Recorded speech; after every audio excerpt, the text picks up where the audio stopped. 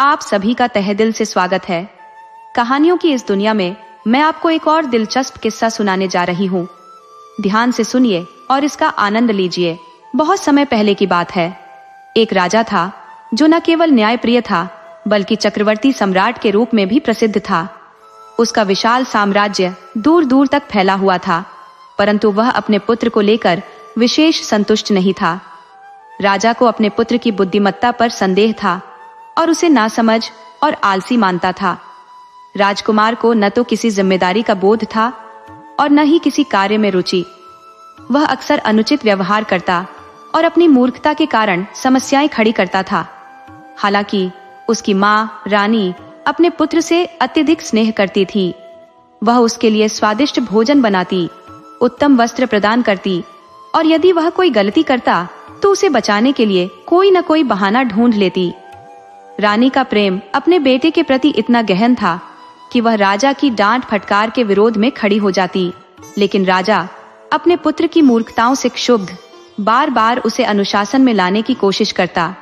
राजा कहता, यदि इसे डांटेंगे नहीं तो यह भविष्य में और बड़ी मुसीबत खड़ी कर देगा। इसके बावजूद रानी उसकी बातों पर ध्यान नहीं देती थी। समय बीतता गया और राजकुमार वयस्क हो गया। उसकी आयु अब विवाह योग्य हो चुकी थी। रानी ने राजा से आग्रह करना शुरू किया कि उनके पुत्र के लिए किसी सुयोग्य राजकुमारी की खोज की जाए, लेकिन राजा अपने पुत्र की मूर्खताओं और आलस्य से अत्यधिक शर्मिंदा रहता। उसे यह चिंता सताती कि ऐसा पुत्र किसी जिम्मेदारी को कैसे निभाएगा। अब रानी के दिल में यह ख्याल आ गया था कि चाहे जो भी हो, उसका बेटा शादी के काबिल है, लेकिन राजा की परेशानी यह थी कि वह अपने बेटे के गैर जिम्मेदार स्वभाव को देखकर किसी राजकुमारी को उसके साथ जोड़ने में संकोच करता था। रानी की नजर में उसका बेटा किसी हीरे से कम नहीं था, जबकि राजा के लिए वह एक ऐसा पत्थर था जो तराशने पर भी निखर नहीं सकता था। कभी कभी राजकुमार ऐसे हास्यास्पद और मूर्खतापूर्ण काम करता था जो राजा के लिए गहन शर्मिंदगी का कारण बन जाते। राजा ने मन ही मन ठान लिया था कि वह अपने पुत्र का विवाह नहीं करेगा। उसका मानना था कि यह मूर्ख व्यक्ति किसी भी लड़की की जिंदगी खराब करने का कारण बन सकता है, और राजा इतने सज्जन और न्यायप्रिय थे कि वह ऐसा अन्याय नहीं कर सकते थे। लेकिन रानी, जो अपने बेटे से अपार स्नेह करती थी, इस बात को लेकर चिंतित थी। उनके बेटे के साथ के सभी साथी विवाह कर चुके थे, पर उनका बेटा अब भी अविवाहित था। रानी बार बार राजा से विनती करती, आप हमारे बेटे का विवाह कर दीजिए, वह अब बड़ा हो गया है। लेकिन राजा हर बार उनकी बात को अनसुना कर देता और विवाह की चर्चा को टाल देता। रानी के मन में यही सपना था कि उनके बेटे का विवाह हो और घर में एक बहू आए। वह सोचती थी, मेरा बेटा कब तक यूं अकेला बैठेगा, उसकी शादी होनी चाहिए। मां होने के नाते वह यह स्वीकार करने को तैयार नहीं थी कि उनका बेटा किसी भी तरह अयोग्य है। उन्होंने राजा को समझाने की बहुत कोशिश की। रानी ने अपने पुत्र की छोटी छोटी समझदारी की घटनाएं गिनाकर यह साबित करने की कोशिश की कि उनका बेटा मूर्ख नहीं है। एक दिन जब रानी अपने बेटे की तारीफ कर रही थी तो राजा क्रोधित हो गया। वह चिढ़ते हुए बोला, तुम्हारा बेटा मूर्ख है और मैं उसकी शादी किसी के साथ नहीं कर सकता। मैं किसी लड़की की जिंदगी बर्बाद करने का जोखिम नहीं उठा सकता। अगर तुम्हें लगता है कि वह अक्लमंद है तो उसे यह साबित करना होगा। मैं उसे एक मौका देता हूँ। अगर वह इस परीक्षा में सफल होता है तो मैं उसकी शादी पर विचार करूंगा। राजा ने रानी को 3 सिक्के दिए और कहा, इसे यह 3 सिक्के दो और कहो कि वह इनमें से एक सिक्के से ऐसी चीज खरीदे जो केवल उसके लिए हो, दूसरा सिक्का नदी में फेंक दे और तीसरे सिक्के से 5 चीजें खरीदे, एक खाने के लिए, एक पीने के लिए, एक चबाने के लिए, एक बगीचे में बोने के लिए और एक गाय को खिलाने के लिए। अगर वह यह सब कर लेता है तो मैं उसकी शादी खुशी खुशी कर दूंगा। रानी यह सुनकर बहुत प्रसन्न हुई। उन्हें लगा कि उनके बेटे को कम से कम अपनी योग्यता साबित करने का अवसर तो मिलेगा। उन्होंने तुरंत अपने बेटे को बुलाकर राजा की परीक्षा के बारे में बताया और उसे 3 सिक्के थमा दिए। रानी ने बेटे को बुलाकर 3 पैसे दिए और राजा साहब की कही सारी बातें विस्तार से समझा दी। राजकुमार ने पैसे तो ले लिए, लेकिन उसे समझ नहीं आ रहा था कि इन शर्तों को कैसे पूरा करे। खैर, उसने सोचा कि पहले बाजार जाऊं और फिर कुछ करूं। राजकुमार बाजार पहुंचा और 1 पैसे का कुछ खाने की चीज खरीदी और खा लिया। इसके बाद वह नदी की तरफ गया। वहां पहुंचकर जैसे ही उसने दूसरा पैसा नदी में फेंकने की सोची, उसे समझ आया कि यह बेवकूफी होगी। उसने खुद से कहा, अगर मैं पैसा पानी में फेंक दूंगा तो वह बर्बाद हो जाएगा, और फिर तीसरे पैसे से मैं वे 5 चीजें कैसे खरीदूंगा जो माँ ने बताई है। वह इसी उलझन में खड़ा सोच रहा था कि पास से एक लोहार की बेटी गुजरी। उसने राजकुमार को परेशान देखा और पूछा, तुम इतने परेशान क्यों हो? क्या बात है? राजकुमार ने अपनी समस्या विस्तार से बताई। उसने कहा, मुझे समझ नहीं आ रहा कि मैं इन 3 पैसों से इन शर्तों को कैसे पूरा करूं। 1 पैसा नदी में फेंकना है, लेकिन मैं फेंक दूं तो बाकी सब कैसे होगा? लड़की समझदार थी। उसने मुस्कुराते हुए कहा, इसका हल तो बहुत आसान है। तुम जाकर 1 तरबूज खरीद लो, दूसरा पैसा नदी में फेंकने की जगह अपनी जेब में रख लो। राजकुमार थोड़ा हैरान हुआ और बोला, तरबूज? वह कैसे मेरी माँ की सभी शर्तें पूरी करेगा? लड़की ने समझाया, तरबूज हर शर्त पूरी करेगा। वह खाने की चीज है, उसका रस पीने की चीज है, उसके बीज चबाने की चीज है, बीज जमीन में बोने के लिए भी है, और छिलका गाय के लिए चारे की तरह काम आएगा। इस तरह तुम्हारी माँ की सभी शर्तें पूरी हो जाएंगी। राजकुमार को यह सुझाव पसंद आया। उसने तुरंत बाजार जाकर 1 तरबूज खरीदा और घर लौटा। जब उसने अपनी माँ को वह तरबूज दिया और पूरी बात बताई, तो माँ उसकी बुद्धिमानी देखकर गदगद हो गई। रानी ने खुशी खुशी वह तरबूज राजा को दिखाया और बोली, देखा, आप हमेशा मेरे बेटे को मूर्ख कहते रहते हैं। यह देखिए, उसने कितनी समझदारी से आपकी शर्तें पूरी की हैं। राजा ने तरबूज देखा और हैरान होकर बोला, यह यकीन करना मुश्किल है कि यह काम उसी मूर्ख ने किया है। जरूर किसी ने इसे यह करने की सलाह दी होगी। हालांकि राजा अभी भी पूरी तरह संतुष्ट नहीं हुआ, लेकिन उसने मान लिया कि शायद उसका बेटा मूर्ख होने के बावजूद थोड़ा बहुत अक्लमंद हो सकता है। जब रानी ने अपने बेटे से पूछा कि उसे यह तरकीब किसने सुझाई, तो राजकुमार ने सच सच बताया, पिताजी, यह विचार एक लोहार की बेटी ने दिया था। ये सुनते ही राजा ने तुरंत कहा, मैंने पहले ही कहा था कि यह तुम्हारा काम नहीं है। तुम तो बिल्कुल मूर्ख हो।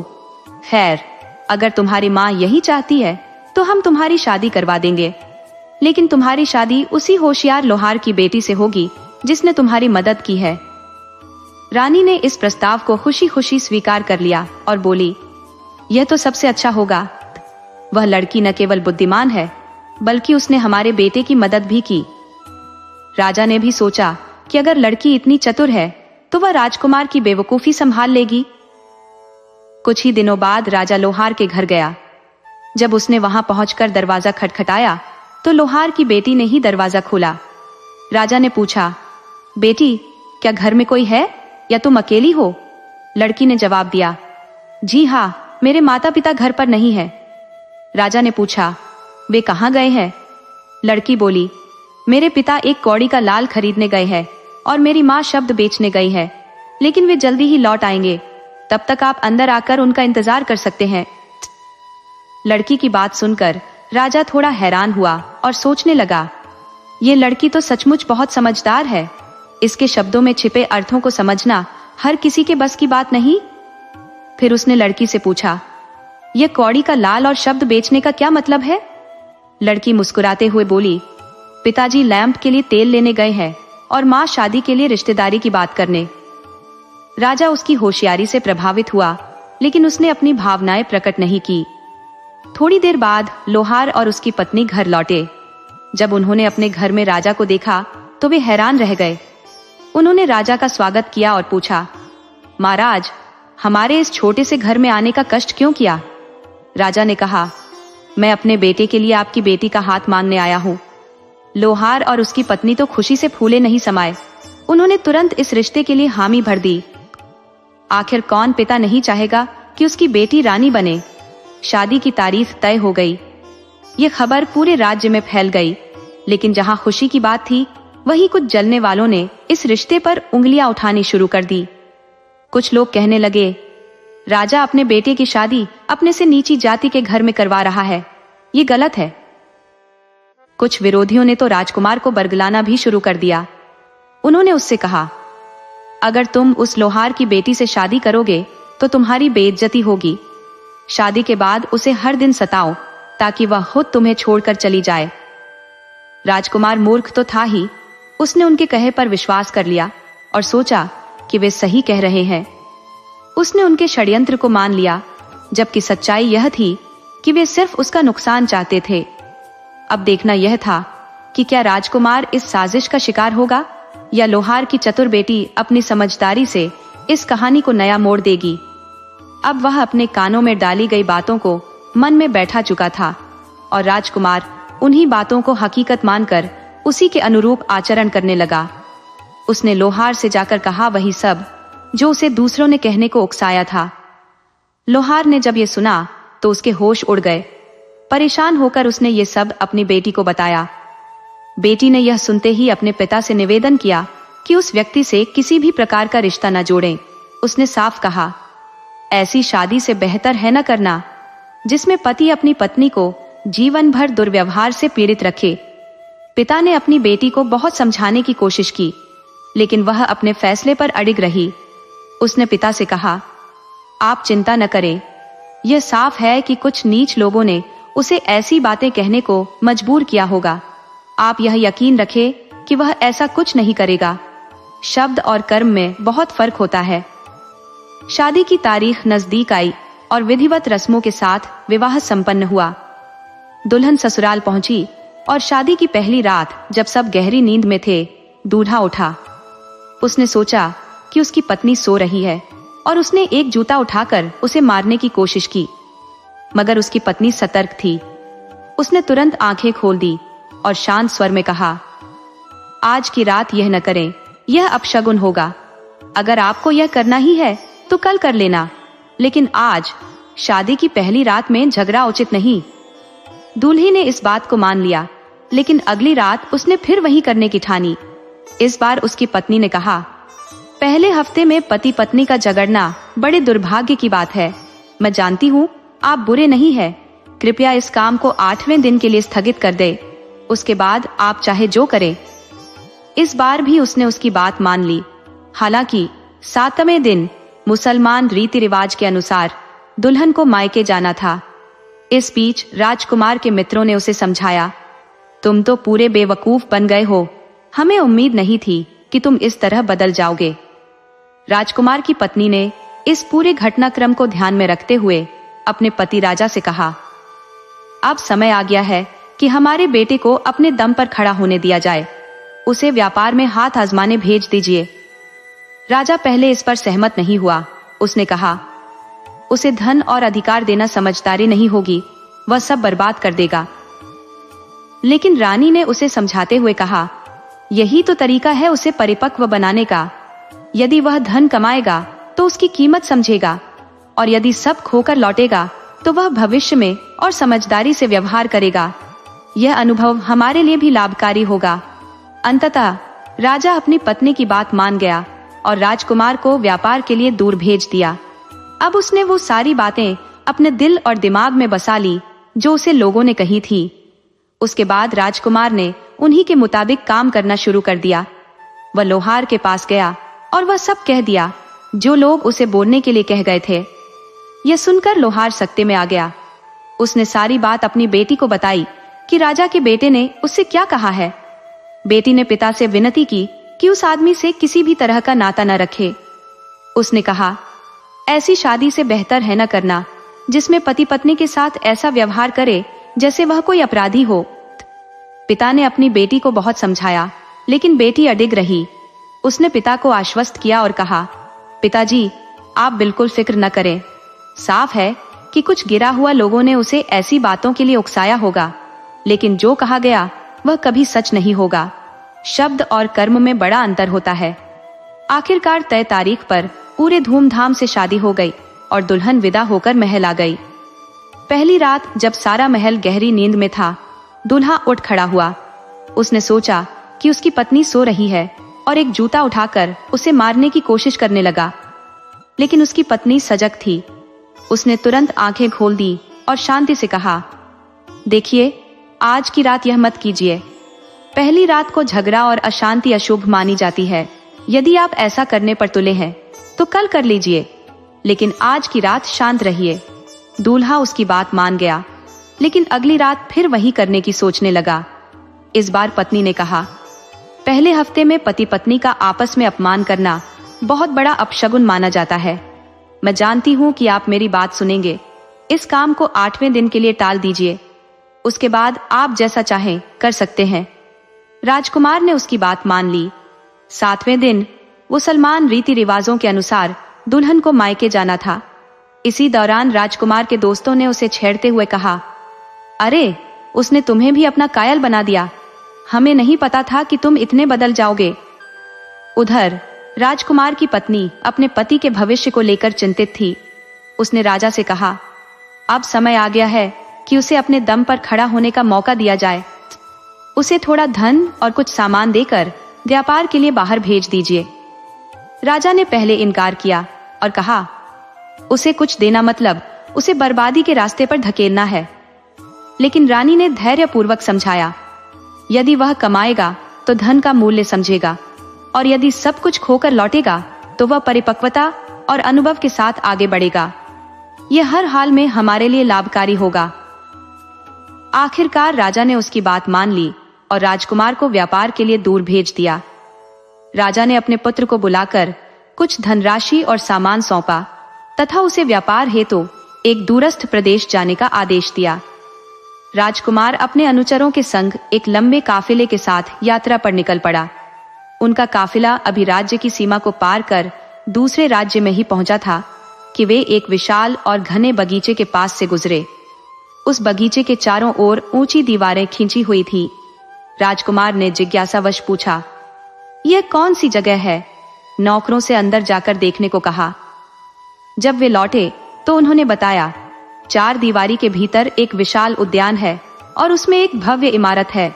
जिज्ञासा से प्रेरित होकर राजकुमार स्वयं उस बगीचे के भीतर चला गया। वहां उसने एक सुंदर युवती को देखा जिसने उसे जुआ खेलने के लिए आमंत्रित किया। वह युवती अत्यंत चतुर और चालाक जुआरी थी। उसे ऐसी सभी तरकीबें आती थी जिनसे वह अपने विरोधी का सर्वस्व हड़प ले। उसकी एक अनोखी चाल यह थी कि खेलते समय वह एक बिल्ली साथ रखती थी जिसे उसने विशेष रूप से प्रशिक्षित किया था। जब भी वह हारने लगती, बिल्ली को इशारा करती, जो जाकर दीपक बुझा देती और अंधेरा छा जाता। इसी चालाकी से उसने राजकुमार को भी हराया। उसने राजकुमार का सारा धन, सामान, अनुचर, यहाँ तक कि स्वयं राजकुमार को भी जुए में जीत लिया। जब राजकुमार के पास कुछ भी शेष नहीं रहा तो उसे कैद खाने में डाल दिया गया, जहां उसका बड़ा बुरा हाल हुआ। वह अपनी इस दुर्दशा पर ईश्वर से विनती करने लगा, हे भगवान, या तो मुझे यहाँ से मुक्त कर दो या इस संसार से उठा लो। एक दिन उसने जेल के द्वार के सामने से गुजरते हुए एक व्यक्ति को देखा। राजकुमार ने उसे पुकारा और पूछा, तुम कहाँ से आए हो और किस देश के हो? उस व्यक्ति ने जवाब दिया कि वह उसी देश से आया है जिसका राजा राजकुमार का पिता है। यह सुनकर कैद राजकुमार ने उस व्यक्ति से कहा, यदि तुम मुझ पर एक उपकार कर सको तो इन 2 चिट्ठियों को मेरे पिता और मेरी पत्नी तक पहुंचा देना। जब तक इस युवती का कर्ज नहीं चुकाया जाता, मैं यहाँ से मुक्त नहीं हो सकता। यदि तुम मेरी मदद करोगे तो मैं इसे जीवन भर नहीं भूलूंगा। वह व्यक्ति राजी हो गया और चिट्ठियां लेकर अपने रास्ते पर चल पड़ा। उसने अपने पिता को लिखी चिट्ठी में अपनी पूरी कहानी का उल्लेख किया और अपनी पत्नी को दी। चिट्ठी में उसने लिखा कि उसने भारी मुनाफा कमाया है और अब वह जल्दी ही घर लौटेगा और जैसे उसने पहले कहा था वैसे ही अपनी पत्नी को सजा देगा। जब वह व्यक्ति अपने काम को पूरा करके देश लौटा तो दोनों चिट्ठियां पढ़ने लिखने में अक्षम थे। नतीजतन उसने गलती से पिता की चिट्ठी पत्नी को और पत्नी की चिट्ठी पिता को दे दी। पिता ने खुश होकर चिट्ठी पढ़ी, मगर यह सोचने पर मजबूर हो गया कि उसकी बहू को क्यों चिट्ठी भेजी गई और बेटे ने अपनी पत्नी को पीटने की बात क्यों लिखी थी। वहीं जब राजकुमार की पत्नी ने अपनी चिट्ठी पढ़ी तो वह बहुत दुखी हुई। उसे यह समझ में नहीं आया कि उसके पति ने अपने पिता को क्यों लिखा था और वह चिट्ठी उसे क्यों नहीं लिखी थी। यह उलझन बढ़ गई और वह अपने ससुर के पास जाकर चिट्ठी की स्थिति बताई। ससुर और बहू दोनों ने चिट्ठियों को देखा और अंत में सारी गुत्थी सुलझाई, क्योंकि दोनों चिट्ठियों में अलग अलग बातें लिखी गई थी। बहू की समझदारी और चतुराई ने इस स्थिति को सुलझा लिया। उसने अपने ससुर से बात की और मदद पाने के लिए अपने पति को बचाने की योजना बनाई। ससुर ने उसे जाने की पूरी अनुमति दी और यात्रा के लिए धन भी दिया। बहू ने पुरुषों का रूप धारण किया और निकल पड़ी। रास्ते में वह उस जगह पहुंची जहां वह सुंदर लड़की रहती थी। उसने उस लड़की को यह सूचना दी कि वह एक बड़ी व्यापारी की बेटी है और बेहद माहिर जुआरी है और वह उसके साथ जुआ खेलना चाहती है। लड़की ने तुरंत राजी होकर कहा कि वह खेल में भाग लेगी, क्योंकि वह खुद उस राजकुमार की बहू थी, लेकिन अब वह मर्दाना रूप में थी। उस शाम दोनों के बीच खेल का आयोजन हुआ। इस बीच बहू ने उस लड़की के नौकरों से बातचीत करते हुए सारी जानकारी इकट्ठा कर ली कि उसकी मालकिन अपनी जीत के लिए कौन सी चालें इस्तेमाल करती है। शुरुआत में नौकरों ने उसे कुछ बताने में हिचकिचाया, लेकिन कुछ रिश्वत मिलने के बाद वे सब कुछ बताने के लिए तैयार हो गए। उन्होंने बहू को बताया कि उनकी मालकिन अपनी जुआ जीतने की तरकीब के रूप में एक बिल्ली का इस्तेमाल करती है। यह सुनकर बहू वहां से चली गई और फिर शाम को वापस आई। लड़की ने उसे प्रणाम भेजा और बहू उसके साथ एक चुरा लाई थी। उसने अपने कोट की जो उम्मीद थी उसे उसने बड़ी चतुराई से छिपा लिया था। खेल की शुरुआत हुई और अपनी अपूर्व कला के कारण बहू ने तेजी से जीतना शुरू कर दिया। ये देखकर नीचे जो लड़की थी उसने अपनी बिल्ली को इशारा किया। बिल्ली तुरंत ही दीपक की दिशा में बढ़ गई। उसी क्षण बहू ने अपनी आस्तीन से एक चूहा निकालकर उसे छोड़ दिया। जैसे ही चूहा दौड़ पड़ा, बिल्ली भी उसे पकड़ने के लिए पीछे भागी। कमरे में सारी चीजें इधर उधर हो गई और लड़की थोड़ी उलझन में पड़ गई। तब बहू ने गंभीरता से पूछा, क्या हम खेल जारी रखें? अब कोई शर्त या समझौता नहीं था, बस खेल शुरू हो गया। सुबह का सूरज उगा और बहू ने सभी बाजियां जीत ली। उसने न केवल अपने पति का धन और वस्तुएं जीत ली, बल्कि उस लड़की का धन, सामान और नौकर चाकर भी कब्जा कर लिया। इतनी आसानी से जीतने के बाद उसने सब कुछ बड़े बड़े संदूकों में बंद कर लिया और सभी कैदियों को मुक्त कर दिया। उसके पति भी उन कैदियों में थे, तो उसने उन्हें धन्यवाद दिया कि उन्होंने उन्हें आजाद किया। लेकिन बहू का मर्दाना रूप देखकर वह उसे पहचान न सका। वह अपनी पत्नी को बिल्कुल अलग रूप में देख रहा था। उसने उसे ध्यान से देखा और पूछा, क्या वह मेरा सरदार बनना चाहेगा? मजबूरी में राजकुमार ने इसका स्वीकार किया। बहू ने उसके पुराने फटे कपड़े उतारकर उसे सरदार जैसे वस्त्र पहनाए। अब वह सरदार तैयार था और बहू ने उसके कपड़े लकड़ी के छोटे से संदूक में रख दिए, जिनकी चाबी उसने सरदार को सौंप दी। बाकी का सामान और चाबियां अपने पास रखते हुए बहू ने कहा कि वह जरूरी काम के लिए अलग दिशा में जाएगी और उसने सरदार से कहा कि वह सीधा शहर जाए और सभी वस्तुएं सुरक्षित रखे। उसने सरदार को यह भी बताया कि यदि वह 20 दिनों तक वापस नहीं आई तो सारा सामान सरदार का हो जाएगा। इतना कहकर बहू अपने घर वापस लौट आई, जबकि सरदार, जो अब उसका पति था, अपने साथ वह लड़की, नौकर और सारा सामान लेकर अपने पिता के घर लौट आया। अपने घर लौटने के बाद बहू ने अपने पिता से यह घटना पूरी तरह छिपाने का अनुरोध किया। कुछ समय बाद जब वह अपनी ससुराल लौटी तो जैसे ही उसके पति ने उसे देखा, वह बोला, क्या तुम जानती हो कि मुझे तुम्हें कितनी बार सजा देनी है? ये कहते हुए उसने अपने जूते को निकालने का बहाना किया। इसके बाद उसके माता पिता ने कहा, क्या तुम घर लौटने का यह अद्वितीय अवसर ऐसे छोटे काम करके गवा दोगी? इस पर बहू ने जवाब दिया, जब तक मुझे यह बात नहीं पता थी, मैं सोचती थी कि तुमने बहुत कुछ समझ लिया होगा, लेकिन लगता है तुम वही के वही हो। देखो, ये बक्सा लाओ और उसे खोलो। इसमें रखे कपड़े देखकर बताओ ये किसके हैं, तुम्हारे या किसी और के? फिर वह बोली, याद करो जेल में तुमसे कैसे बुरा व्यवहार किया गया था, तुम्हें कितना मारा गया था, तुम्हें कितना घटिया खाना दिया गया था और कितनी गालियां दी गई। तुम अब भी उन बुरे वक्तों को याद करके कांप जाते होंगे ना? फिर उसने अपनी बातों का सिलसिला जारी रखते हुए कहा, जो रानी थी वह राजकुमार की पत्नी थी। मैंने राजकुमार से सारी बातें कह दी और बताया कि मैं एक अमीर सौदागर की बेटी हूं। जो भेष बदल कर तुम्हारी मदद करने आई थी। तुम्हारी लिखी हुई चिट्ठी मेरे पास आई और मैंने उसमें तुम्हारी सारी दुख भरी बातें पढ़ी, लेकिन तुम्हारी मुक्ति के लिए मैंने पिताजी से अनुमति लेकर तुम्हारी मदद की योजना बनाई। मैंने एक साधु का भेष अपनाया और उस लड़की से मिली जिसने तुम्हें धोखा दिया था। मैंने उसके साथ जुआ खेला और तुम्हारा सब कुछ उससे जीत लिया जो तुम हार चुके थे। इतना ही नहीं, उसके पास से भी सब कुछ जीत लिया। वह लड़की अब भी जीवित है। जाओ और उससे पूछो कि क्या वह मुझे पहचानती है। जब राजकुमार ने यह सुना तो वह पूरी तरह से चौंक गया। वह भौचक्का रह गया कि सौदागर के रूप में बहू ने उसकी पत्नी के साथ जुआ खेला और सब कुछ जीत लिया। यह सुनकर वह चुप हो गया। राजा और रानी की ओर देखकर राजकुमार ने अपने मन में सोचा कि वह अब भी अपने बेटे को मूर्ख ही समझते हैं। रानी ने बहू को आशीर्वाद दिया और कहा, अब तुम्हें यह समझ में आ ही गया होगा कि तुम्हारा बेटा कितने बड़े बेवकूफ है जो एक हीरे की कद्र नहीं कर पाता। यह सारा सामान और जवाहरात मैं अपनी बहू को दूंगा। राजा ने यह भी कहा, यह सब तुम्हारे बेटे के लिए बहुत कीमती चीजें हैं, लेकिन वह इनको संभालने के काबिल नहीं है। राजा और रानी ने बहू को रानी का पद दे दिया और उसे राज सिंहासन पर बैठाया। बहू ने अपनी बुद्धिमत्ता से राज्य चलाना शुरू किया। उसकी राज्य व्यवस्था में सभी लोग सुखी थे, कोई भी चीज की कमी नहीं थी और वह अत्यंत न्यायप्रिय थी। उसकी नीतियों से सभी लोग प्रसन्न रहने लगे। राजकुमार भी अब बहुत कम मूर्खताएं करने लगा था। वह रानी के आदेशों का पालन करता और समझ जाता कि क्या करना है। दोस्तों, अगर आपको हमारी कहानी पसंद आई हो तो कृपया हमारे चैनल को लाइक करें, सब्सक्राइब करें और शेयर करें। राधे राधे।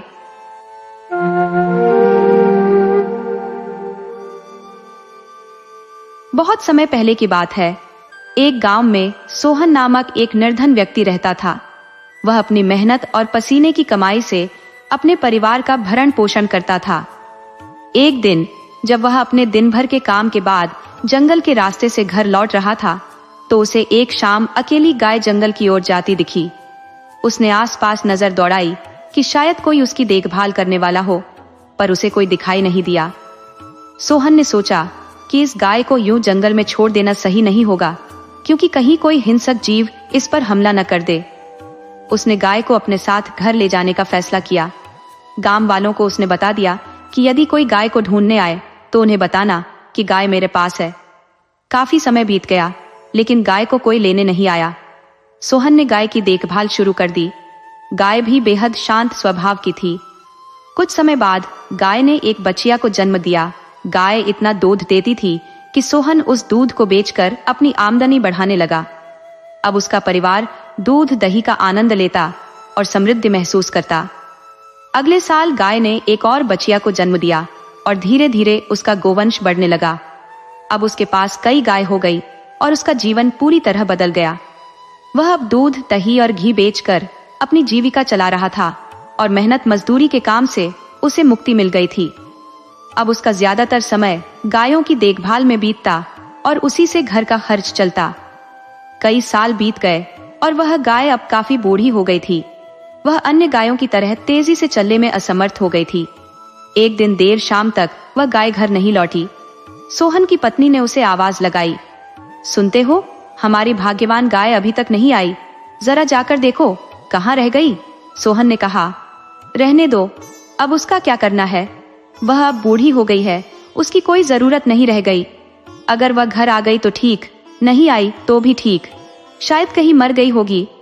पत्नी ने कहा, ऐसी बातें मत करो, उसी के प्रताप से आज हमारे दिन फिरे हैं और हम इज्जत की रोटी खा रहे हैं।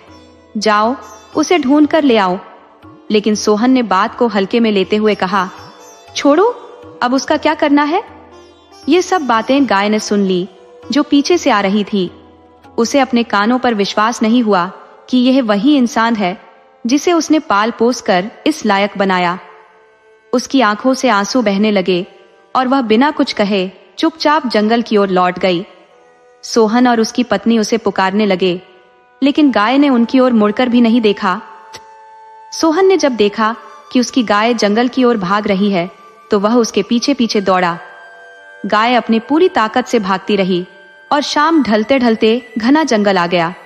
गाय के पेट में बच्चा था थकान से चूर होकर एक पेड़ के नीचे सुस्ताने बैठ गई। अब भी कुछ ही पल गुजरे थे कि उसे शेरनी की गुर्राहट सुनाई दी। घबराई गाय इधर उधर देखने लगी। तभी शेरनी उसके सामने आ खड़ी हुई। गाय ने शेरनी से कहा, ले मुझे खा ले, मैं खुद चाहती हूँ कि मर जाऊं। शेरनी हैरान थी। उसने कभी नहीं देखा था कि कोई जानवर यूं मौत को गले लगाने की इच्छा जताए। शेरनी समझ गई कि गाय बहुत दुखी है, नहीं तो कोई भी जानवर अपनी मौत का स्वागत नहीं करता। शेरनी ने गाय को नहीं खाया, बल्कि उससे उसके दुख का कारण पूछा। गाय ने उसे अपनी पूरी कहानी सुनाई, जिसे सुनकर शेरनी का दिल पिघल गया। शेरनी ने उसे खाना छोड़कर अपनी गुफा में ले जाने का प्रस्ताव रखा और कहा, अब से तुम मेरी बहन हो, कोई भी जानवर तुम्हें नुकसान नहीं पहुंचा सकेगा। गाय शेरनी के साथ उसकी गुफा में रहने लगी, जहां सभी जानवर उसकी मदद करते थे। उसे हरी हरी मुलायम घास खाने को मिलती और बाकी जानवर भी उसकी सेवा में जुट गए थे। कुछ ही दिनों में गाय फिर से स्वस्थ और तंदुरुस्त हो गई। जल्द ही गाय के पेट से एक बछड़ा जन्म लेने वाला था और शेरनी भी मां बनने की प्रतीक्षा में थी। कुछ समय बाद शेरनी ने एक स्वस्थ शावक को जन्म दिया, जिसका नाम सिंहराज रखा गया। गाय भी मां बन गई और उसका बछड़ा बछराज नाम से पुकारा जाने लगा। अब दोनों बच्चे सिंहराज और बछराज जंगल में दिन भर खेलते रहते। शेरनी गाय के लिए मुलायम घास लाने का जिम्मा अन्य जानवरों जैसे लंगूर और बंदरों को दे चुकी थी। सिंहराज और बछराज के बीच गहरी दोस्ती थी। सिंहराज बछराज को हमेशा जंगल की खतरनाक चीजों से बचाने की कोशिश करता। जब बछराज को भूख लगती तो सिंहराज उसके लिए ताजा हरी घास ढूंढ लाता और कहता, मैं तेरा बड़ा भाई हूँ, तुझे बाहर नहीं जाने दूंगा। दोनों बच्चे जब अपनी माँओं को शाम होते देख आते तो दौड़कर उनके पास पहुंचते और उनसे लिपट जाते। एक दिन शेरनी अकेली गुफा में लौटी, जबकि गाय उसके साथ नहीं थी। सिंहराज ने पूछा, माँ, मौसी कहाँ है? बछराज भी अपनी माँ को पुकारने लगा, लेकिन कोई उत्तर नहीं आया। शेरनी ने चेहरा फेर कर कहा, वह अब नहीं आएगी। ये सुनकर दोनों बच्चे स्तब्ध रह गए। सिंहराज ने कहा, माँ, तुमने क्या किया? शेरनी ने शांत स्वर में उत्तर दिया, मैं अपनी पाशविक प्रवृत्ति को रोक नहीं सकी। हम दोनों पानी पी रहे थे और उसके झूठे पानी का स्वाद मुझे बेहद अच्छा लगता था। आज मेरा मन हुआ कि मैं उसे खा जाऊं और मैंने उसे मार दिया। सिंहराज का दिल टूट गया, वह रोने लगा। बछराज ने उसे चुप कराया, पर दोनों का मन शोक में डूबा रहा। शेरराज ने उत्सुकता से कहा, माँ, मुझे भी बताओ कि तुमने मौसी को कहाँ मारा है, मैं भी देखना चाहता हूँ। शेरनी के साथ दोनों बच्चे चल पड़े। शेरनी उन्हें एक ऊंचे टीले पर ले गई और नीचे की ओर इशारा कर बोली, वो देखो बेटा, नीचे। शेरराज ने कहा, माँ, मुझे कुछ भी नजर नहीं आ रहा। शेरनी और किनारे पर चढ़कर दिखाने लगी। इससे पहले कि शेरनी कुछ समझ पाती, शेरराज ने उसे अचानक धक्का दे दिया। शेरनी टीले से नीचे गिर पड़ी और दर्द से कराह उठी। उसका जीवन वहीं समाप्त हो गया। बछराज यह देखकर घबरा गया, लेकिन शेरराज ने पीछे मुड़ते हुए कहा, अब चलो भाई, घर वापस। जैसे को तैसा, अब तेरी भी मां नहीं रही और मेरी भी नहीं। अब हमें अपनी जिंदगी खुद ही जीनी होगी। दोनों बच्चे वापस गुफा में आ गए और भूखे ही रात बिताई। उधर वह किसान जिसने गाय का अपमान किया था, उसे वापस बुलाने की कोशिश की थी, लेकिन गाय नहीं लौटी। उसके घर से गाय के जाने के बाद उसकी बाकी गायों ने भी शोर मचाना शुरू कर दिया था। कुछ गायों ने रस्सी तोड़कर जंगल की राह पकड़ ली और जो घर में रहीं, उन्होंने दूध देना बंद कर दिया। दूसरे दिन तक सारी गायें गायब हो गईं। उस रात किसान ने भगवान के सपने में दर्शन पाए। भगवान ने उससे कहा, मैंने तेरी गरीबी पर दया करके तुझे यह वरदान दिया था, पर तूने इसका एहसान मानने के बजाय उसका अपमान किया। अब भुगत। फिर से वही पुरानी गरीबी भोग और जी। किसान की हालत फिर से बदतर हो गई। दूसरी तरफ शेरराज पूरी रात इस चिंता में पड़ा रहा कि बछराज अभी बहुत छोटा और नासमझ है। अगर वह उसे अपने साथ ले गया तो जंगल में कई शिकारी हैं जो उसे आसानी से मार सकते हैं, और अगर वह उसे साथ रखेगा तो खुद भी शिकार नहीं कर पाएगा। उसने एक चाल सोची। सुबह होते ही वह एक जगह बैठकर गांव के मवेशियों को देखने लगा। बछराज से कहा, तू मेरे सामने ही चर ताकि मैं तुझे देखता रहूं, कोई जानवर पास नहीं आएगा। बछराज घास चरता रहा। तभी शेरराज की नजर एक बैल पर पड़ी। उसने चुपके से बैल के पास जाकर उसकी गले की घंटी उतारी और बैल को छोड़ दिया। फिर वह घंटी लेकर बछराज के पास आया और उसकी गर्दन में बांध दी। शेरराज ने कहा, देख बछराज, मैं हर समय तेरे साथ नहीं रह सकता, मुझे भी शिकार करना होता है, इसलिए जब तक तू छोटा है ये घंटी तेरी रक्षा करेगी। जब भी तुझे कोई खतरा महसूस हो घंटी बजा देना, मैं तुरंत आ जाऊंगा। बछराज घंटी देखकर बहुत खुश हुआ। उसकी आवाज उसे बहुत अच्छी लगी। घंटी उसके लिए एक खिलौने जैसी बन गई। शेरराज ने उसे समझाकर शिकार पर निकलने का इरादा बनाया, लेकिन बछराज कहाँ मानने वाला था। थोड़ी ही देर में वह घंटी से खेलने लगा, उछल उछल कर उसे बजाने लगा। जैसे ही शेरराज ने घंटी की आवाज सुनी, वह दौड़ता हुआ वापस आया। उसने देखा कि बछराज खेल रहा था। शेरराज ने उसे डांटते हुए कहा, ऐसा मत किया कर, मेरी जान निकल गई थी, मुझे लगा तुझ पर कोई खतरा आ गया है। बछराज मासूम बनकर बोला, भैया अब मैं नहीं करूंगा। शेरराज फिर जंगल की ओर चल पड़ा और शाम को वापस आकर बछराज के लिए ढेर सारी ताजा घास लाया। अगली सुबह शेरराज ने उसे समझाकर फिर शिकार पर निकला। उसे एक हिरण दिखाई दिया। वह दबे पांव उसके पास पहुंचा और झपटने ही वाला था कि अचानक घंटी की आवाज उसके कानों में गूंजी। वह चौंक गया और तुरंत गुफा की ओर दौड़ा। जब वह गुफा के पास पहुंचा तो देखा कि बछराज फिर से खेल रहा था, घंटी बजाते हुए। सिराज ने अपने मन को शांत करते हुए बछराज को समझाया, ऐसा मत किया करो, और फिर शिकार पर निकल गया। अभी कुछ ही दूर गया था कि घंटी की आवाज सुनाई दी और वह फिर भागता हुआ वापस आया। बछराज ऐसा कई दिन तक करता रहा, जिससे सिराज को लगा कि उसने अपने सिर पर मुसीबत पाल ली है। जब वह अगले दिन फिर शिकार पर निकला, उसने बछराज को सख्त लहजे में समझाया, बेवजह घंटी मत बजाना। पर जैसे ही वह थोड़ी दूर गया, घंटी फिर से बज उठी। सिराज ने उसे डांटा और फिर से शिकार पर चला गया। कुछ समय बाद फिर वही घंटी की आवाज आने लगी। इस बार शेरराज ने सोचा कि बछराज फिर से खेल रहा होगा। घंटी लगातार बजती रही, लेकिन सिराज ने इसे नजरअंदाज कर दिया, ये मानते हुए कि बछराज उसे तंग करने के लिए ऐसा कर रहा है। काफी देर बाद जब घंटी बजनी बंद हो गई तो सिराज को अजीब सी बेचैनी होने लगी। वह दौड़ता हुआ वापस गुफा की ओर भागा और जैसे ही वह पहुंचा, उसकी सांसें थम सी गईं। गुफा के सामने बछराज की निर्ममता से हत्या कर दी गई थी और 4 जल्लाद उसे काट रहे थे। सिराज को देखकर वे जल्लाद हक्के बक्के रह गए, पर शेरराज ने उन्हें मारने के बजाय रोना शुरू कर दिया। फिर उसने रोते हुए जल्लादों से कहा, ये मेरा भाई था और तुमने इसे मारकर बहुत बड़ा पाप किया है। अब अगर इस पाप से मुक्ति चाहते हो तो लकड़ियां इकट्ठी करो और यहाँ एक चिता तैयार करो। जल्लादों ने वैसा ही किया जैसा शेरराज ने कहा। जब चिता तैयार हो गई तो शेरराज ने बछराज के शव को उठाकर चिता पर रखा और 4 जल्लादों को भी जिंदा ही चिता में डाल दिया। इसके बाद शेरराज खुद भी उस चिता में कूद गया और सब कुछ जलकर भस्म हो गया। कई सालों के बाद उस जगह पर एक साधु और साध्वी आकर रहने लगे। जहां शेरराज, बछराज और वो 4 जल्लाद जले थे, वहां अब एक नींबू का पेड़ उगाया था। साधु और साध्वी ने वहां अपनी कुटिया बना ली और शांतिपूर्ण जीवन जीने लगे। साध्वी हर दिन उस पेड़ को पानी देती और जल्द ही उस पेड़ में फल लगने लगे, परंतु उस पेड़ पर सिर्फ 2 ही फल आते थे। साधु बाबा ने इस पेड़ के चमत्कार को समझा और इसे दिव्य मान लिया। साधु बाबा की ख्याति धीरे धीरे आसपास के गांवों में फैल गई। उसी शहर में एक अमीर सेठ रहता था, जिसकी 4 पत्नियां थी। उसकी कई शादियां हो चुकी थी, पर उसे औलाद नहीं हो पा रही थी। उसने अपनी सबसे बड़ी पत्नी को छोड़ दिया था और बाकी पत्नियों के साथ ठाठ से रहता था। वह जब मन करता बड़ी पत्नी के घर जाकर उसके जरूरी काम पूरे करता, लेकिन उसे ज्यादा महत्व नहीं देता था। एक दिन साधु बाबा उस सेठ के घर भिक्षा मांगने पहुंचे। सेठ की पत्नियों ने बाबा से कहा, महाराज, हमारी कोई संतान नहीं है।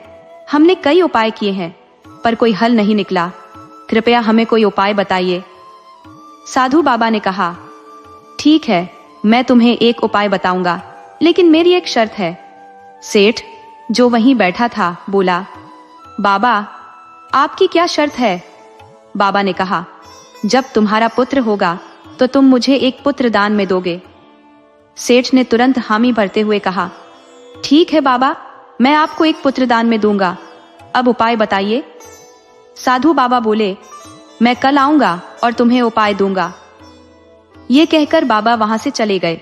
सेठ और उसकी पत्नियां बेहद खुश थीं, उम्मीद से भरी हुई। अगले दिन साधु बाबा फिर से सेठ के घर आए। उनके हाथ में कुछ नींबू थे। उन्होंने सेठ को वह नींबू देते हुए कहा, इन नींबुओं को अपनी पत्नी को खिलाना और मेरी बात ध्यान में रखना। 5 साल बाद मैं आऊंगा और तुमसे एक बेटा लूंगा। सेठ ने बाबा की बात मान ली और शर्त को स्वीकार कर लिया। सेठ की तीनों पत्नियों ने नींबू काटकर उसमें नमक और मिर्च लगाकर खा लिया और छिलके को बाहर फेंक दिया, जबकि साधु बाबा ने खास तौर पर छिलके खाने की हिदायत दी थी।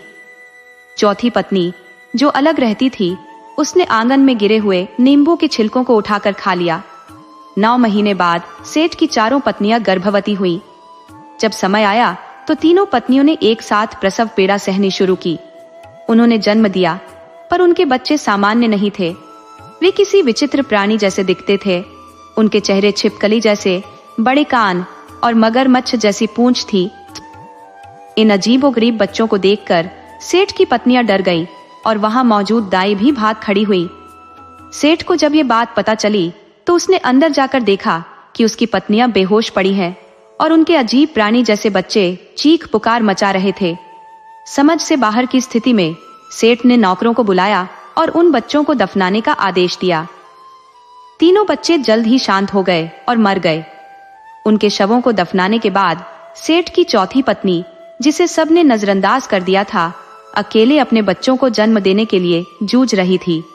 बिना किसी मदद के उसे 2 जुड़वा बेटे हुए। समय बीतता गया और दोनों लड़के 5 साल के हो गए। बड़ी सेठानी अपने बच्चों को हमेशा अपने पास रखती थी, चाहे वो घर पर हो या काम पर। सेठ ने उसकी कभी कोई मदद नहीं की, इसलिए वह मेहनत करके अपने बच्चों को पाल रही थी। एक दिन जब वह अपने बच्चों को खाना खिला रही थी, तभी साधु बाबा फिर आ गए। उन्होंने सेठ से कहा, अब वचन निभाने का समय आ गया है, मुझे मेरा बेटा दो। सेठ ने हैरानी से कहा, मेरा कोई बेटा नहीं हुआ, केवल अजीब जीव पैदा हुए थे। बाबा ने गहरी नजरों से उसे देखा और कहा, ऐसा कैसे हो सकता है? तुमने नींबू के छिलके खिलाने की बात नहीं मानी होगी। बड़ी पत्नी ने छिलका खाया होगा, इसलिए तुम्हारे 3 पिशाच पैदा हुए। बड़ी सेठानी, जो यह सुन रही थी, भयभीत हो गई। उसके दोनों बेटे सुंदर और तेज तर्रार थे। एक बेटा चतुर और फुर्तीला था, जबकि दूसरा सौम्य और शांत था। बाबा ने जब दोनों लड़कों को देखा तो वह उन्हें अपने साथ ले जाने की बात कहने लगे। बड़ी सेठानी रोने लगी, लेकिन बाबा की बात को टालना संभव नहीं था। बाबा ने बड़े बेटे को राजा नाम दिया और छोटे को गोपाल। राजा बुद्धिमान और सीखने में तेज था। वह जल्दी ही बाबा के संरक्षण में शिक्षा ग्रहण करने लगा, पर उसे अपनी माँ की बहुत याद आती थी। राजा बेहद मन लगाकर गुरुजी से दी जा रही शिक्षा को आत्मसात कर रहा था। साधु बाबा और गुरु माता की सेवा करना, उनके लिए लकड़ी इकट्ठा करना, यह उसका रोजमर्रा का काम था। इस प्रकार 1 साल बीत गया। उसे अपने घर की बहुत याद आती, पर बाबा उसे समझा बुझाकर वापस ले आते। इस प्रकार राजा को बाबा के सानिध्य में लगभग 7 से 15 साल बीत गए। अब वह एक असाधारण शक्ति और विद्या वाला युवक बन चुका था, जिसने कई जादुई विद्या सीख ली थी। लेकिन एक अंतिम विद्या थी जिसे बाबा उसे सिखाना नहीं चाहते थे, क्योंकि बाबा की इच्छा थी कि राजा उनके साथ ही हमेशा रहे और वह अपने घर या भाई के पास लौटकर न जाए। राजा अपने परिवार की दयनीय स्थिति को देखकर भीतर से बहुत टूट जाता था। उसका पिता उसकी माँ की कोई सहायता नहीं करता था और उसकी माँ और भाई लोगों के घरों में काम करके अपना गुजर बसर कर रहे थे। राजा अपने घर लौटना चाहता था, लेकिन अधूरी विद्या का कोई महत्व नहीं होता। उसे यह डर भी था कि बाबा किसी भी समय उस पर क्रोध कर सकते थे। इसलिए उसने गुरु माता की शरण ली और जब बाबा कहीं बाहर जाते थे तो वह गुरु माता से अंतिम विद्या सीखने लगता। गुरु माता ने उसे यह कहा कि बाबा को इसकी भनक नहीं लगनी चाहिए। राजा ने गुरु माता से कहा, मैं अब घर लौटने की सोच भी नहीं रहा, आप मुझे अपना पुत्र समझिए, मैं हमेशा आपके साथ ही रहूंगा। गुरु माता को विश्वास हो गया कि राजा अब उनके साथ ही रहेगा, इसीलिए उन्होंने उसे शिक्षा देना शुरू कर दिया। 6 महीने में राजा ने वह अंतिम विद्या भी पूरी कर ली। जब गुरु माता को यकीन हो गया कि राजा पूरी तरह से शिक्षित हो गया है, तो एक सुबह राजा अपने घर लौट आया। जब बाबा और उनकी पत्नी ने देखा कि राजा कहीं नहीं मिल रहा है, तो बाबा को समझते देर नहीं लगी कि वह अपने घर वापस चला गया है। राजा जब अपने घर पहुंचा तो उसकी माँ और उसका भाई गोपाल उसे देखकर खुशी से झूम उठे। माँ ने पूछा, बेटा, बाबा तुम्हारे साथ नहीं आए? राजा ने जवाब दिया, मैं भाग कर आया हूँ, वो शायद मेरे पीछे आते होंगे। राजा अपने परिवार की बुरी दशा देखकर बेहद दुखी था, इसलिए उसने अपनी जादुई विद्या का उपयोग करके परिवार के लिए धन कमाने की ठानी। उसने अपनी माँ से कहा, तुम मेरे साथ बाजार चलो, मैं अपनी जादुई विद्या से एक बड़ा बकरा बनूंगा, तुम मुझे बेच देना, लेकिन ध्यान रहे मेरे गले की रस्सी अपने पास ही रखना। दोनों माँ बेटा बाजार की ओर चल पड़े। बाजार पहुंचने से पहले ही राजा ने बकरे का रूप धारण कर लिया। एक व्यक्ति आया और उसने अच्छे दामों में बकरा खरीद लिया, लेकिन जैसे ही वह राजा की माँ से रस्सी लेनी चाही, माँ ने उसे नहीं दी। व्यक्ति बकरे को लेकर कुछ ही दूर गया था कि बकरा अचानक एक झाड़ी में घुसकर गायब हो गया। वह व्यक्ति परेशान होकर उसे ढूंढता रहा, लेकिन बकरा कहीं नहीं मिला। राजा फिर अपनी माँ के पास लौट आया और माँ उसे देखकर बेहद राहत महसूस करने लगी। राजा ने कहा, माँ, अब मैं एक बैल बनता हूँ, ध्यान रखना मेरी गले की रस्सी किसी को मत देना। राजा ने एक सुंदर और दमकता हुआ सफेद बैल का रूप धारण कर लिया। फिर से एक व्यक्ति आया और उसने बैल को खरीदना चाहा। माँ ने उसे अच्छे दामों में बेच दिया, लेकिन इस बार भी रस्सी देने से इनकार कर दिया। बैल थोड़ी ही दूर गया होगा कि एक झाड़ी में घुसकर फिर गायब हो गया। राजा फिर से अपनी माँ के पास वापस आया। माँ ने कहा, बेटा, अब बस बहुत हो गया, घर चलते हैं। राजा ने जवाब दिया, माँ, बस एक बार और, इस बार मैं एक शानदार घोड़ा बनता हूँ, ध्यान रहे मेरी लगाम किसी को मत देना। राजा ने एक बेहद सुंदर और चमकता हुआ घोड़े का रूप धारण कर लिया। तभी बाबा को अपनी दिव्य दृष्टि से पता चल गया कि राजा क्या कर रहा है। बाबा ने भेष बदलकर बाजार का रुख किया। जब वह वहां पहुंचे तो राजा घोड़े के रूप में खड़ा था। बाबा ने उसकी माँ से पूछा, क्या तुम घोड़ा बेचोगी? माँ ने कहा, हाँ, बेचने के लिए ही तो लाई हूं। बाबा ने उसकी माँ को खूब सारा धन दिया और घोड़े को खरीद लिया। जैसे ही बाबा ने घोड़े की लगाम थामी, राजा की माँ उसे वापस निकालने लगी, लेकिन बाबा ने झटके से लगाम छीन ली। माँ जोर जोर से चिल्लाई, लगाम छोड़ो, पर बाबा ने ठान लिया था कि वह उसे नहीं छोड़ेगा। उसने घोड़े को पूरी रफ्तार से दौड़ा दिया। हवा की तेजी से भागते हुए घोड़ा, जो वास्तव में राजा था, अब थकने लगा था, पर बाबा उसे और तेज दौड़ाता रहा। राजा को ऐसा लग रहा था कि उसकी जान बस अब जाने वाली है। तभी वे बाबा की कुटिया के पास पहुंच गए। बाबा ने घोड़े को बाहर धूप में बांध दिया। धूप और प्यास से राजा का हाल बेहाल था। गुरु माता को उस पर दया आ गई। उन्होंने कहा, मैं इसे पानी पिलाने ले जाती हूँ। बाबा ने गुस्से में जवाब दिया, मरने दो इसे, यही इसका अंजाम है। पर गुरु माता ने आग्रह किया, मैं सिर्फ पानी पिलाकर इसे यहीं छोड़ दूंगी, कुछ और नहीं करूंगी। बाबा ने चेतावनी दी, लेकिन रस्सी मत छोड़ना। गुरु माता राजा को तालाब तक पानी पिलाने ले गई। उन्होंने रस्सी कसकर पकड़ी हुई थी, पर घोड़े ने अचानक झटका मारा और रस्सी उनके हाथ से छूट गई। घोड़ा तुरंत तालाब में कूद गया और राजा का असली रूप वापस आ गया। राजा पानी के अंदर ही छिपा रहा। वहीं एक बैल पानी पीने आया। राजा ने उसकी नाक में प्रवेश कर लिया। गुरु माता भागती हुई कुटिया पर पहुंची और बाबा को सारी बात बताई। बाबा तुरंत तालाब पर पहुंचा और बैल को पहचान कर उसे खरीद लिया। बाबा ने बैल को भी धूप में बांध दिया। वह चाहता था कि बैल प्यास से तड़प कर खुद पानी पीने तालाब जाए, लेकिन इस बार वह खुद बैल को पानी पिलाने ले गया। जैसे ही बैल तालाब में घुसा, राजा ने बैल की नाक से निकलकर एक कबूतर का रूप धारण कर लिया और आसमान में उड़ गया।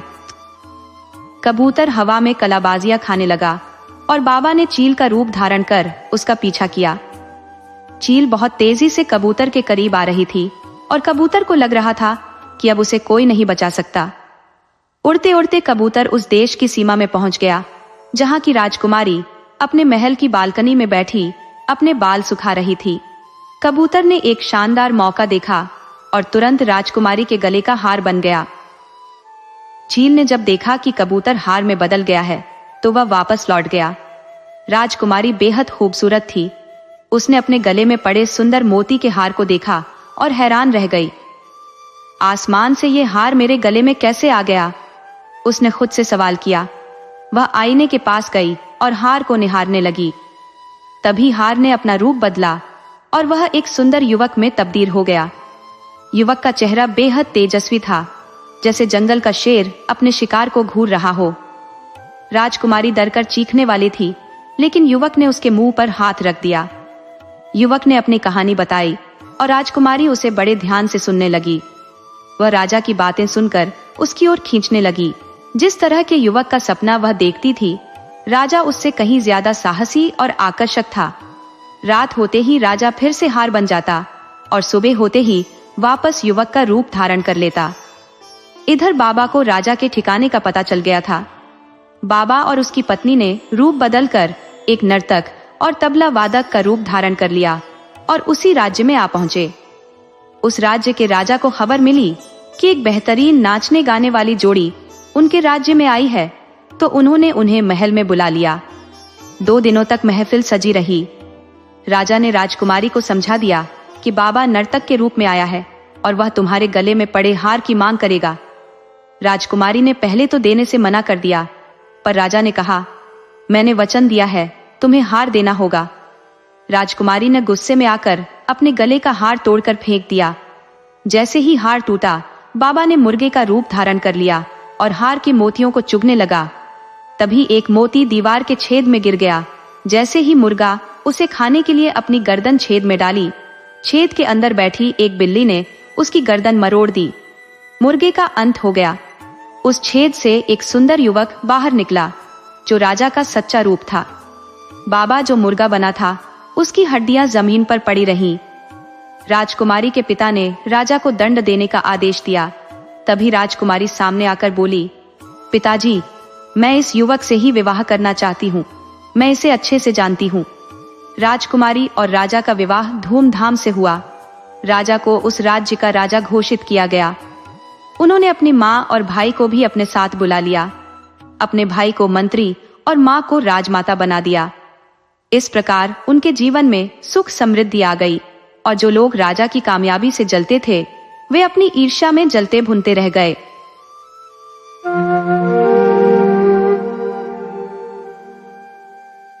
बहुत समय पहले की बात है।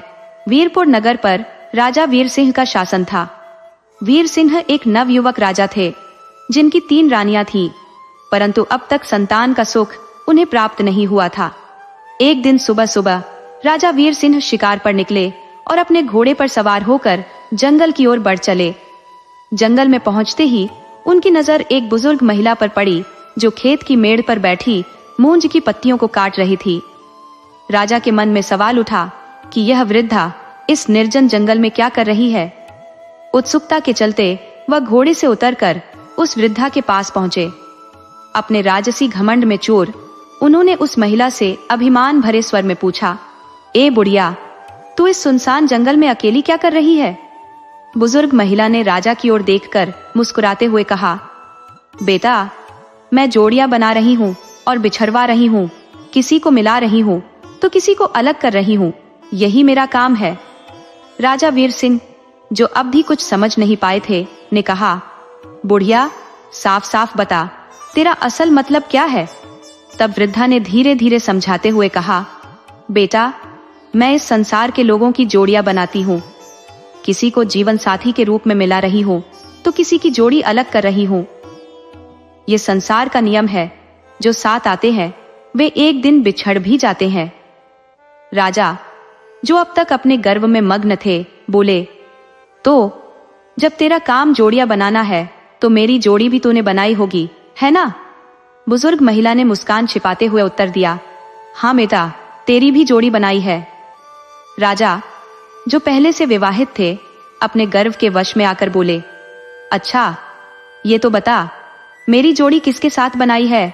वृद्धा अब समझ चुकी थी कि राजा वीर सिंह अपने राजा होने के अहंकार में इस प्रकार का प्रश्न कर रहे थे। वह भीतर ही भीतर सोचने लगी, ये राजा अपने वैवाहिक जीवन के बावजूद मेरी जोड़ी बनाने की बात कर रहा है। इसके घमंड का कुछ उपचार करना ही होगा। इसने मेरे साथ मजाक किया है, इसे इसका परिणाम भुगतना ही पड़ेगा। वृद्धा ने अपनी योजना मन ही मन बना ली और बोली, राजा, तेरी जोड़ी बनाई तो है, परंतु इसका परिणाम तू स्वयं देखेगा। ए राजा, तूने मुझसे पूछा कि तेरी जोड़ी किससे बनाई है, तो सुन, तेरी जोड़ी मैंने तेरी खुद की बेटी से बनाई है, जो तेरी पटरानी से जन्म लेगी। जैसे तूने मेरे साथ मजाक किया, वैसा ही मजाक तुझ पर वापस कर दिया। ये सुनते ही राजा के पैरों तले जमीन खिसक गई और वो बेमाता से अपने की के लिए क्षमा मांगने लगा। राजा ने विनती की, मुझे इस श्राप से मुक्त कर दे। बेमाता बोली, हे राजा, तू राजा है, तेरे लिए कुछ भी असंभव नहीं है ना? फिर जा, देख ले कि क्या कर सकता है।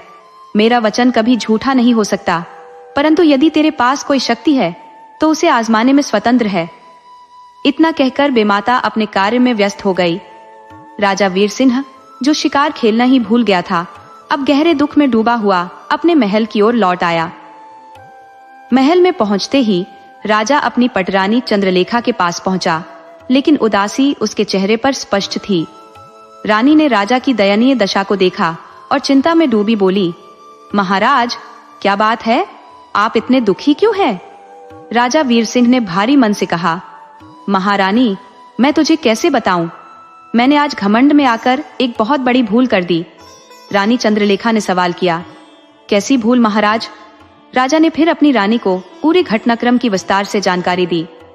रानी चंद्रलेखा, जो धैर्य से सब सुन रही थी, अंत में मुस्कुराई और बोली, महाराज, आप अनहोनी की चिंता क्यों कर रहे हैं?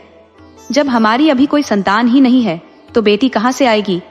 और जब कोई बेटी ही नहीं होगी तो आपकी दुल्हन कैसे बनेगी? यह सुनकर राजा वीर सिंह को थोड़ी राहत मिली। उसे लगा कि रानी की बात में दम है। उसने मन ही मन सोचा कि जब तक उनके कोई संतान नहीं होती, तब तक वह भविष्य की ऐसी किसी चिंता में नहीं डूबेगा। समय धीरे धीरे बीतने लगा और कुछ महीनों बाद रानी चंद्रलेखा गर्भवती हो गई। अब रानी को वह डर सताने लगा जिसे वह पहले नकार चुकी थी। गर्भधारण के बाद वह अपनी संतान की सुरक्षा को लेकर अत्यधिक चिंतित रहने लगी और हर कदम सोच समझकर उठाने लगी। धीरे धीरे रानी के प्रसव का समय निकट आ गया और उसने अपनी सबसे भरोसेमंद बांदी को 24 घंटे उसकी देखरेख के लिए नियुक्त कर दिया। जब प्रसव का क्षण आया तो रात्रि के लगभग 12 बजे रानी चंद्रलेखा ने एक अति सुंदर कन्या को जन्म दिया। जैसे ही उस कन्या का जन्म हुआ, रानी के मन में एक भय घर कर गया। उसे अपने पति राजा वीर सिंह के कहे वचनों का स्मरण हुआ आया, जिससे उसे डरावनी आशंका ने घेर लिया। रानी ने अपनी बांदी को तुरंत आदेश दिया, इस कन्या को यहाँ से ले जाओ और कहीं दूर जंगल में इसके प्राण हर लो, इससे पहले कि यह मेरे पति के लिए अपशकुन बन जाए। इस अभागी को समाप्त कर दो। बांदी ने आदेश सुनते ही कन्या को उठाया और एक फावड़ा लेकर महल से बाहर निकल पड़ी। जंगल की ओर जाते हुए वह गांव के पास स्थित एक पुराने गोबर के ढेर के पास पहुंची। बांदी ने सोचा कि अगर जंगल में जाते हुए किसी ने देख लिया तो हंगामा खड़ा हो जाएगा। इस सोच के साथ उसने गोबर के ढेर में ही गड्ढा खोदने का निश्चय किया। बांदी ने फावड़े से मिट्टी को खुरचते हुए गड्ढा खोदना शुरू किया, जिसमें वह मासूम कन्या समा सके। उसने गड्ढे में कन्या को दफन कर दिया और महल लौट आई। महल में वापस पहुंचने पर बांदी ने रानी को बताया कि कन्या अब समाप्त हो गई है।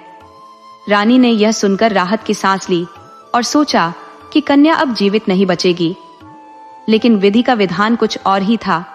गोबर सूखा होने के कारण उसमें हवा का प्रवाह बना रहा, जिससे कन्या जीवित बची रही और सांस लेती रही। सुबह जब गोबर का मालिक, जिसे किसान ने खाद के रूप में उपयोग के लिए ठेका दिया था, वह गोबर के ढेर को हटाने के लिए कुम्हार दंपति रामो और उसकी पत्नी को बुलाया। रामो और उसकी पत्नी, जो संतानहीनता के कारण बेहद दुखी थे, गोबर के ढेर में काम करने लगे। अचानक जैसे ही उन्होंने फावड़ा चलाया, वहां से एक बच्चे के रोने की आवाज सुनाई दी। चौंक कर उन्होंने तुरंत गोबर को अपने हाथों से हटाना शुरू किया। गोबर हटाते हटाते आखिरकार वे उस मासूम बच्ची तक पहुंच गए जो जीवित और स्वस्थ थी। रामू की पत्नी ने झट से उस बच्ची को गोद में उठा लिया और सीने से लगा लिया। जैसे ही उसने बच्ची को अपनी छाती से लगाया, उसकी छाती में दूध उतर आया और वह बच्ची को स्तनपान कराने लगी। ईश्वर की यह अद्भुत लीला, जिसने एक संतानहीन दंपत्ति को एक कन्या का वरदान दिया, उसे एक उपहार समझते हुए दोनों पति पत्नी ने उसे अपने घर लाकर अपनी संतान के रूप में स्वीकार किया। उस कन्या का नाम किरण रखा गया और वे उसे बड़े प्रेम व स्नेह से पालने लगे। समय के साथ किरण बड़ी होने लगी और उसकी सुंदरता ने नगर के सभी बच्चों को पीछे छोड़ दिया। उसकी सुंदरता ऐसी थी कि कोई उसे देखकर मंत्रमुग्ध हुए बिना नहीं रह सकता था। समय धीरे धीरे आगे बढ़ता गया और किरण अब सयानी हो गई थी। वह अपने माता पिता के कामों में हाथ बंटाने लगी थी। जब किरण लगभग 18 वर्ष की हुई तो एक दिन वह अपने माता पिता के पालतू गधों को जंगल में चराने गई। वहीं राजा वीर सिंह, जो खेल समाप्त कर अपने महल की ओर लौट रहे थे, ने जंगल में किरण को गधों के साथ देखा। किरण की अनुपम सुंदरता ने राजा को मोहित कर लिया। उसकी छवि किसी अप्सरा से कम नहीं थी। महल पहुंचते ही राजा वीर सिंह ने अपनी महारानी चंद्रलेखा से किरण के बारे में बात की और कहा, महारानी, हमें पता लगवाओ कि वह लड़की कौन है, कहाँ रहती है और किसकी बेटी है। उसने हमारा दिल चुरा लिया है और हम उस लड़की से विवाह करना चाहते हैं, राजा वीर सिंह ने दृढ़ता से कहा। प्राचीन समय में राजा महाराजा अक्सर कई विवाह कर लिया करते थे और उनकी अन्य रानियों को इससे कोई आपत्ति नहीं होती थी। इतना सुनते ही रानी चंद्रलेखा बोली, ठीक है महाराज, आपकी इच्छा के अनुसार हम शीघ्र ही इस बारे में पता लगा लेंगे। अगली सुबह महारानी ने अपने गुप्तचरों को किरण के बारे में जानकारी जुटाने के लिए भेजा। कुछ समय पश्चात गुप्तचरों ने वापस आकर राजा को किरण के बारे में पूरी जानकारी दी। इस पर राजा ने कहा, ठीक है महारानी, अब हमारा रिश्ता प्रस्तावित किया जाए। कुम्हार और उसकी पत्नी के पास यह संदेश भेज दो। महारानी ने उत्तर दिया, महाराज, यह कार्य अब गुप्तचरों का नहीं है, यह सार्वजनिक रूप से न्याय और सम्मान का विषय है। इसलिए यह प्रस्ताव ब्राह्मण और नाई के द्वारा ही भेजा जाना चाहिए। अगली सुबह राजा वीर सिंह ने अपने दरबार में ब्राह्मण को बुलाया और कुम्हार के परिवार के लिए विवाह प्रस्ताव भेज दिया। जब कुम्हार और उसकी पत्नी ने यह सुना तो वे अवाक रह गए। उन्हें विश्वास ही नहीं हुआ कि राजा वीर सिंह उनकी बेटी किरण के लिए रिश्ता भेज रही है। नाई और ब्राह्मण ने उन्हें समझाया, महोदय, इसमें कोई असमानता की बात नहीं है। महाराज को आपकी बेटी पसंद आ गई है और यह प्रस्ताव महाराज की ओर से सौभाग्य का प्रतीक है। आपकी बेटी का भाग्य अब बदलने जा रहा है। वह अब जानवरों के पीछे नहीं भागेगी, बल्कि राजमहल की रानी बनकर राज्य करेगी। कुम्हार और उसकी पत्नी अपनी बेटी के उज्जवल भविष्य को देखते हुए इस रिश्ते को स्वीकार कर लेते हैं। इसके बाद शादी की तैयारियां धूमधाम से शुरू हो जाती हैं और कुछ ही समय बाद राजा वीर सिंह और किरण का विवाह संपन्न हो जाता है। विवाह के बाद राजा वीर सिंह किरण को अपने महल में दुल्हन के रूप में लेकर आते हैं। महारानी चंद्रलेखा उनकी भव्य अगवानी करती हैं और नव विवाहित जोड़े के स्वागत की तैयारियां करती हैं। उसी समय महल के निकट बंधे हुए एक बकरा और बकरी आपस में वार्तालाप कर रहे थे, जिसे महारानी चंद्रलेखा चुपचाप सुन रही थी। बकरा बकरी से बोला, बकरी, क्या तुमने देखा कैसा अद्वितीय अनर्थ होने जा रहा है? बकरी ने उत्तर दिया, कैसा अनर्थ? बकरा गंभीर होकर बोला, ऐसा अनर्थ जो पहले कभी नहीं हुआ। एक पिता अपनी ही बेटी को दुल्हन बनाकर लाया है। इस पर बकरी ने कहा, यदि आप सच बोल रहे हैं तो मुझे पूरी कथा विस्तार से सुनाइए। फिर बकरा पूरी कहानी सुनाने लगा, जिसे रानी चंद्रलेखा चुपचाप सुन रही थी। बकरी ने पूरी दास्तान सुनने के बाद भगवान से प्रार्थना की, हे भगवान, अगर हम इस अनर्थ को देख और सुनकर भी जीवित हैं, तो हम आपसे प्रार्थना करते हैं कि हमारी बोलने और सोचने की शक्ति वापस ले लो, ताकि हम कोई अपराध न सोच सके, न बोल सके और हमें इस जीवन को जीने में सहजता हो। उस समय से बकरे और बकरी की वाणी मौन हो गई और वे सदा के लिए मौन रहने लगे। रानी चंद्रलेखा ने जब यह दृश्य देखा तो वह तुरंत समझ गई कि यह दुल्हन कोई और नहीं बल्कि उनकी ही बेटी है। रानी ने अत्यधिक व्यथा में धरती माता से प्रार्थना की, हे धरती माँ, मैं इस संसार में क्यों जीवित हूँ? इस विशाल पाप का बोझ मैं कैसे सहन करूंगी? मुझे अपनी गोद में समा लो। यह कहते ही धरती माँ ने अपना सीना फाड़ दिया और रानी उसमें समा गई। महल के अन्य लोग इस दृश्य को देखकर राजा के पास दौड़े और उन्हें सूचना दी। राजा यह सुनते ही तेजी से उस स्थान पर पहुंचे और देखा कि उनकी रानी धरती में समा रही है। राजा ने व्याकुल होकर कहा, रानी, यह क्या कर रही हो? मुझे छोड़कर कहाँ जा रही हो? रानी ने करुण स्वर में उत्तर दिया, महाराज, जो पाप हमने किया है उसका यही प्रायश्चित है। राजा ने चकित होकर कहा, कौन सा पाप और कैसा प्रायश्चित? रानी ने पूरी कथा राजा को सुनाई। सारी कहानी सुनते ही राजा स्तब्ध रह गए। उन्होंने कहा, महारानी, यह पाप सिर्फ तुम्हारा नहीं है, इसमें मैं भी बराबर का भागीदार हूँ। यदि तुम धरती माँ की गोद में जा रही हो तो मैं भी तुम्हारे साथ चलूंगा और इस पाप का प्रायश्चित करूंगा।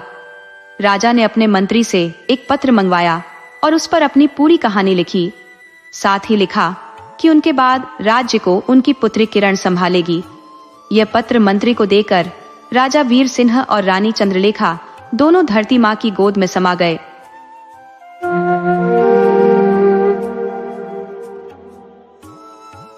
बहुत समय पहले की बात है। एक ऐसा राजा था जिसे अपनी सेना पर बेहद अभिमान था। वह अपने सैनिकों पर काफी धन खर्च करता, उन्हें समर्पित मानता। एक दिन उसे यह जानने की तीव्र इच्छा हुई कि क्या उसके योद्धा सचमुच इतने वीर थे जितना वह सोचता था। उसने अपने सेवकों को आदेश दिया कि शहर के बाहर एक बड़े मैदान में युद्ध का आयोजन करें। उसके निर्देश पर तुरंत अमल हुआ और सब तैयारी पूरी हो गई। युद्ध के दिन राजा अपने वजीर और दीवानों के साथ मैदान में पहुंचा। वे युद्ध का आनंद ले रहे थे। तभी अचानक एक अजीब प्राणी जिसकी 6 टांगें थीं, वहां आया और राजा के सामने आकर गुर्राने लगा। ये दृश्य देखकर राजा बहुत ही हैरान हुआ। उसने उस प्राणी को मारने की कोशिश की, लेकिन वह जानवर वहां से भाग निकला। राजा ने अपने घोड़े पर सवार होकर अपने बड़े से चाकू के साथ उसका पीछा किया। लगभग 2 मील दूर जाने के बाद वह प्राणी रुक गया। वहां पहुंचकर वह जानवर अचानक एक जोरदार झटके के साथ एक जिन्न में तब्दील हो गया। जिन्न ने राजा की ओर पलटकर उसे निगल लिया। राजा के वजीर ने पूरी ईमानदारी और अथक प्रयास से 8 दिनों तक राजा की तलाश की, लेकिन उसकी कोई खबर नहीं मिली। मजबूरन उन्होंने राजा के बेटे को बुलाकर उसे गद्दी पर बैठा दिया। कई दिनों बाद राजा के बेटे को यह जानने की प्रबल इच्छा हुई कि उसके पिता की मृत्यु कैसे हुई थी। उसने यह प्रश्न वजीर से किया। वजीर ने उसे पूरा घटनाक्रम बताया।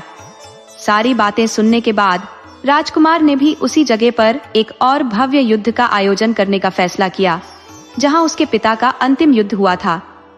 नियत समय पर राजकुमार और उसके दरबार के लोग वहां इकट्ठे हुए। अधिक देर नहीं हुई थी कि वही 6 टांगों वाला जंगली प्राणी फिर से वहां आ गया और भयंकर रूप से गुर्राता हुआ चला गया। जब प्रधानमंत्री ने यह दृश्य देखा तो वह जोर से हंस पड़ा। राजा ने हैरानी से पूछा, तुम क्यों हंस रहे हो? वजीर ने उत्तर दिया, हुजूर, ये वही जानवर है जिसने आपके पिता को निगल लिया था। ये सुनकर राजकुमार बोला, अच्छा, तो यह वही है। मैं इसे अवश्य मारूंगा, क्योंकि जब तक मैं इस दुश्मन को परास्त नहीं कर लूंगा मुझे शांति नहीं मिलेगी। इतना कहकर वह भी अपने घोड़े पर सवार होकर उस प्राणी का पीछा करने लगा। वह जानवर उसे भी उसी रास्ते पर भगाता ले गया जिस रास्ते पर उसने राजा को ले गया था। वह वहां जाकर थम गया और एक जोरदार झटका देकर अपने असली रूप में आ गया। वह अचानक राजा की ओर झपटा, जिसे देख राजा भयभीत हो उठा और उसने मन ही मन भगवान से प्रार्थना की कि उसे बचाया जाए। उसकी प्रार्थना सुनकर भगवान ने अपने एक दूत को भेजा, जो राजा को यह सिखाने आया कि वह इस खतरनाक जिन्न से कैसे बच सकता है। देवदूत ने कहा, यह जिन्न सबसे ताकतवर है। अगर इसके खून की एक भी बूंद धरती पर गिरी तो उसी क्षण एक और जिन्न प्रकट हो जाएगा जो तुम्हारे टुकड़े टुकड़े कर देगा। लेकिन चिंता मत करो, ये लो, ये 2 फल वाले तीर, इनसे तुम इसके दोनों नेत्रों को छेद दो। इससे वह गिर जाएगा और मर जाएगा। इतना कहकर देवदूत अदृश्य हो गया। राजा को वह तीर देकर राजा ने साहस जुटाया और जिन्न से लड़ने के लिए तैयार हो गया। दोनों के बीच लगभग 40 मिनट तक भयंकर संघर्ष हुआ। आखिरकार राजा ने तीर को उसकी आंखों में घोंप दिया, जिससे जिन्न धरती पर गिर पड़ा और मर गया। राजा ने जब यह सुनिश्चित कर लिया कि जिन्न पूरी तरह से मर चुका है, तब उसने अपनी तलवार निकाली और उसका सिर काट दिया। फिर उसने उस सिर को अपने तीर की नोक पर रखा और महल की ओर रवाना हो गया। वापस आकर राजा ने उस सिर को महल के 12,000 कमरों में से एक कमरे में बंद कर दिया। उस कमरे को ताला लगाकर चाबी अपनी मां को देते हुए राजा ने कहा, किसी भी परिस्थिति में इस कमरे को मत खोलना। लेकिन क्योंकि राजा ने अपनी मां को यह नहीं बताया था कि कमरे के भीतर क्या रखा है, उनकी मां को उस कमरे के भीतर देखने की तीव्र इच्छा हुई। उन्होंने सोचा कि शायद वहां कोई विशेष खजाना बंद होगा। एक दिन उन्होंने वह कमरा खोल दिया, लेकिन वहां उन्हें कुछ नहीं दिखा, क्योंकि राजा ने जिन्न का सिर एक कोने में फेंक दिया था। हाँ, उन्हें एक हल्की हंसी की आवाज सुनाई दी और फिर एक गूंजती हुई आवाज आई, तेरा बेटा एक जिन्न है, उसे सावधान रह, वह किसी भी समय तुझे मार देगा, जैसे उसने मुझे मारा था, तेरे पति को। यदि तू जीवित रहना चाहती है तो उसे महल से बाहर निकाल दे। राजा की मां ने चौंकते हुए पूछा, ये आवाज कहां से आ रही है और तुम कौन हो? वही आवाज फिर से बोली, तू बीमारी का बहाना बना और उससे मादा चीते का दूध मंगवा। उसने कहा कि राजा को खुद जाना चाहिए और मादा चीते का दूध लेकर आना चाहिए। भारी मन और असहायता में डूबा हुआ राजा अगले दिन जंगल की ओर चल पड़ा, जहां चीते और दूसरे जंगली जानवर खुलेआम घूमते थे। जल्द ही उसकी नजर एक मादा चीते पर पड़ी, जो अपने 2 शावकों के साथ धूप सेक रही थी। राजा तुरंत एक पेड़ पर चढ़ गया और एक तीर उसकी ओर छोड़ा। संयोग से चीते की गर्दन में कई दिनों से दर्द था, क्योंकि उसके पास एक पुराने जख्म की वजह से सख्त गांठ बन चुकी थी। राजा का तीर उस गांठ में जा लगा, जिससे चीते को राहत मिल गई। मादा चीता इस अकस्मात राहत के लिए राजा की आभारी हो गई और उसकी ओर कृतज्ञता से देखा। उसने राजा से नीचे उतरने का अनुरोध किया और पूछा कि वो बदले में क्या चाह रहा है। राजा ने कहा कि उसे कुछ भी नहीं चाहिए, सिर्फ थोड़ा सा दूध चाहिए, जो उसकी बीमार मां के लिए बहुत जरूरी है। मादा चीता ने तुरंत अपनी बोतल में दूध भर दिया और राजा को सौंप दिया। साथ ही उसने अपने कुछ बाल राजा को देते हुए कहा, जब भी तुम किसी विपदा में हो तो इन बालों को सूरज की रोशनी में दिखा देना, मैं तुम्हारी सहायता के लिए आ जाऊंगी। राजा दूध और बाल लेकर अपने महल लौट आया। जब उसकी मां ने देखा कि वह मादा चीते का दूध ले आया है, तो उसे शक हुआ कि उसका बेटा सच में कोई जिन्न है। उसके मन में बेटे को मारने का निश्चय पक्का हो गया। वह फिर उस कमरे में गई जहां जिन्न का सिर रखा हुआ था और उसे सब हाल सुनाया। जिन्न की आवाज गूंजने लगी, यह तो साबित हो गया कि तुम्हारा बेटा कोई साधारण इंसान नहीं है। एक जिन्न के सिवा कोई मादा चीते का दूध नहीं ला सकता, उसे जल्दी मारने का इंतजाम करो। रानी मां ने पूछा, मैं उसे कैसे मार सकती हूँ, उससे कैसे छुटकारा पाऊं? आवाज फिर गूंजी, जब वह तुम्हारा हाल पूछे तो उसे कह देना कि अभी भी तुम बहुत कमजोर हो और बहुत बीमार महसूस कर रही हो। मादा चीते के दूध से तुम्हारी तबीयत में कोई खास सुधार नहीं हुआ है। कहो कि सुना है, फलाफल पहाड़ी की चोटी पर एक राजकुमारी रहती है, और अगर वह राजकुमारी तुम्हें छू लेगी तो तुम ठीक हो जाओगी। यह सुनकर वह पहाड़ी की ओर जाएगा और रास्ते में ही मारा जाएगा। अगले दिन संध्या समय राजा अपनी मां के पास गया और धीरे से पूछा, मां, अब कैसी हो? क्या तुम्हारी तबीयत कुछ बेहतर है? रानी ने दर्द भरे स्वर में कहा, बेटा, इस मादा चीते के दूध से मुझे कोई आराम नहीं मिला, लेकिन कल रात मैंने एक सपना देखा। एक राजकुमारी है जो फलाफल नामक ऊंची पहाड़ी के किले में अकेली रहती है। अगर वह मेरे पास आए और मुझे छू ले तो मैं पूर्णतः ठीक हो जाऊंगी। जब तक वह राजकुमारी मुझे नहीं छूती, मेरी बीमारी दूर नहीं होगी। राजा ने दृढ़ता से कहा, मां, तुम धैर्य रखो, मैं उस राजकुमारी को यहाँ लाऊंगा, और यदि मैं उसे नहीं ला सका तो मैं अपना राज्य छोड़ दूंगा। अगले दिन सुबह होते ही राजा ने अपने सबसे तेज घोड़े को तैयार किया और उस जोखिम भरी यात्रा पर निकल पड़ा। उसने मादा चीते के दिए हुए जादुई बालों को भी साथ ले लिया। सूरज के उगते ही उसने वे बाल सूरज की ओर दिखाए। जैसे ही उसने ऐसा किया, मादा चीता अपने दोनों शावकों के साथ वहां तुरंत प्रकट हो गई। मादा चीते ने पूछा, क्या बात है राजा साहब? राजा ने उत्तर दिया, मुझे फलाफल पहाड़ी पर रहने वाली राजकुमारी को लाना है, उसे मेरे पास आना होगा। मादा चीते ने गंभीर स्वर में कहा, यह कार्य तुम नहीं कर सकते, क्योंकि कई वीर पुरुषों ने उसे लाने की कोशिश की है, पर वह बहुत ही सुंदर और अद्वितीय है, कोई भी उसके पास नहीं पहुंच सका।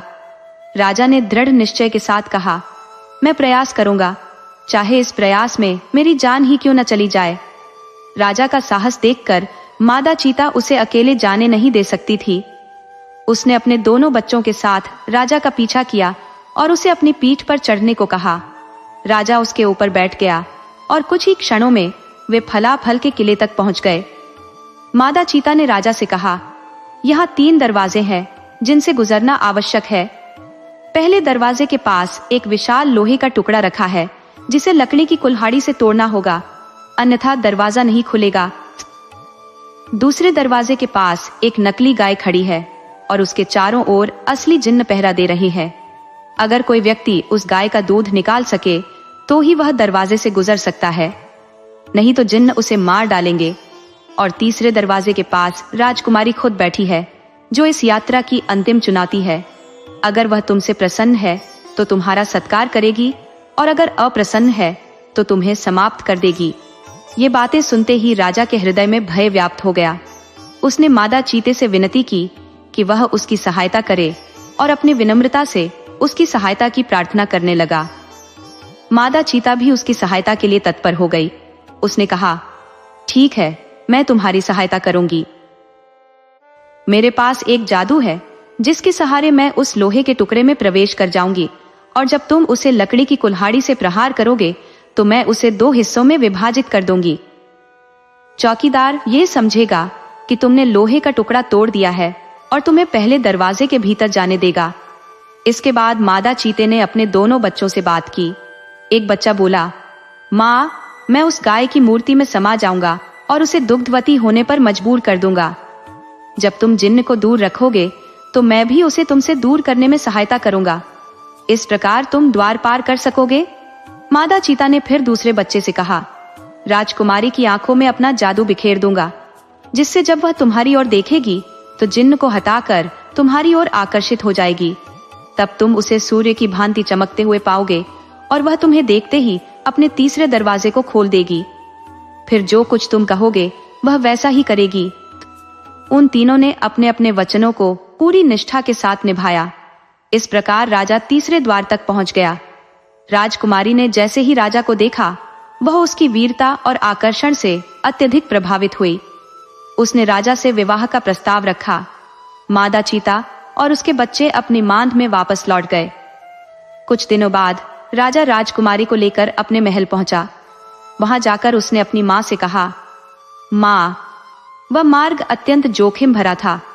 मैं तो बीच रास्ते में ही मर गया होता, परंतु मादा चीता और उसके 2 बच्चों ने मेरी रक्षा की। अगर उन्होंने सहायता न की होती तो मैं उस स्थान तक कभी नहीं पहुंच पाता। भगवान का अनंत धन्यवाद, मैं सकुशल लौट आया। कुछ समय के बाद उसने अपनी मां को उन भयानक घटनाओं के बारे में बताया। मां, जब मैं वहां पहुंचा तो सबसे पहले एक विचित्र जानवर प्रकट हुआ। वह एक जिन्न था जिसने मुझे एक दूरस्थ स्थान पर भगाकर ले गया। वहां जाकर उसने अपनी असली भयानक आकृति धारण कर ली। वह मुझे मारने और खाने वाला था, ठीक वैसे ही जैसे उसने मेरे पिताजी के साथ किया था। तभी भगवान के भेजे हुए दूध ने मुझे बचा लिया। यह सुनकर उसकी मां विस्मित हो गई और बोली, बेटे, मुझे बहुत बड़ा धोखा हुआ। उस शाम जब मैंने तुमसे महल की चाबियां मांगी थी, तब मैं उस कमरे में गई थी। मैंने दरवाजे से हंसी की आवाज सुनी, इसलिए मैं अंदर गई। वहां मैंने सुना कि तेरा बेटा तुझे मारना चाहता है। मैं तेरा पिता हूँ, उसने मुझे मार दिया और वह तुझे भी खत्म कर देगा। उसकी माँ ने आगे कहा, मैंने उन बातों पर यकीन कर लिया और उसी जिन्न की सलाह पर तुम्हें मादा चीते का दूध लाने के लिए भेज दिया, ताकि वह तुम्हें खत्म कर दे। लेकिन जब तुम जीवित वापस लौटे तो मैंने तुम्हें राजकुमारी को लाने भेज दिया। मुझे पता था कि वह मार्ग खतरनाक है, लेकिन भगवान ने तुझे बचाने के लिए देवदूत भेजा। उसी ने मादा चीते के रूप में तुझे सहायता दी। मैं भगवान का बहुत बहुत धन्यवाद करती हूँ, उसने बहुत बड़ा उपकार किया है। कुछ ही दिनों बाद राजा और राजकुमारी का विवाह धूमधाम से संपन्न हुआ। महल में खुशियों का माहौल था और सबने बहुत समय तक सुख और शांति से जीवन बिताया।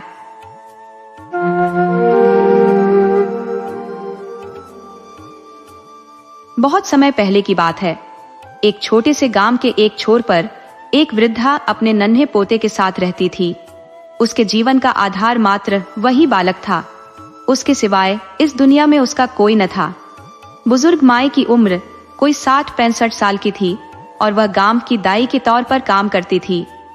गांव में जब भी किसी घर में नन्ही किलकारी गूंजती, वह बिमला ही होती जो उस बच्चे को अपने कुशल हाथों से इस दुनिया में लाती। बिमला का जीवन साधारण था।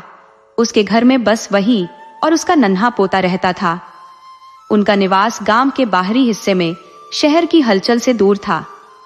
बिमला का पोता अभी बहुत छोटा था, इसलिए पूरे घर का भार बिमला के ही कंधों पर था।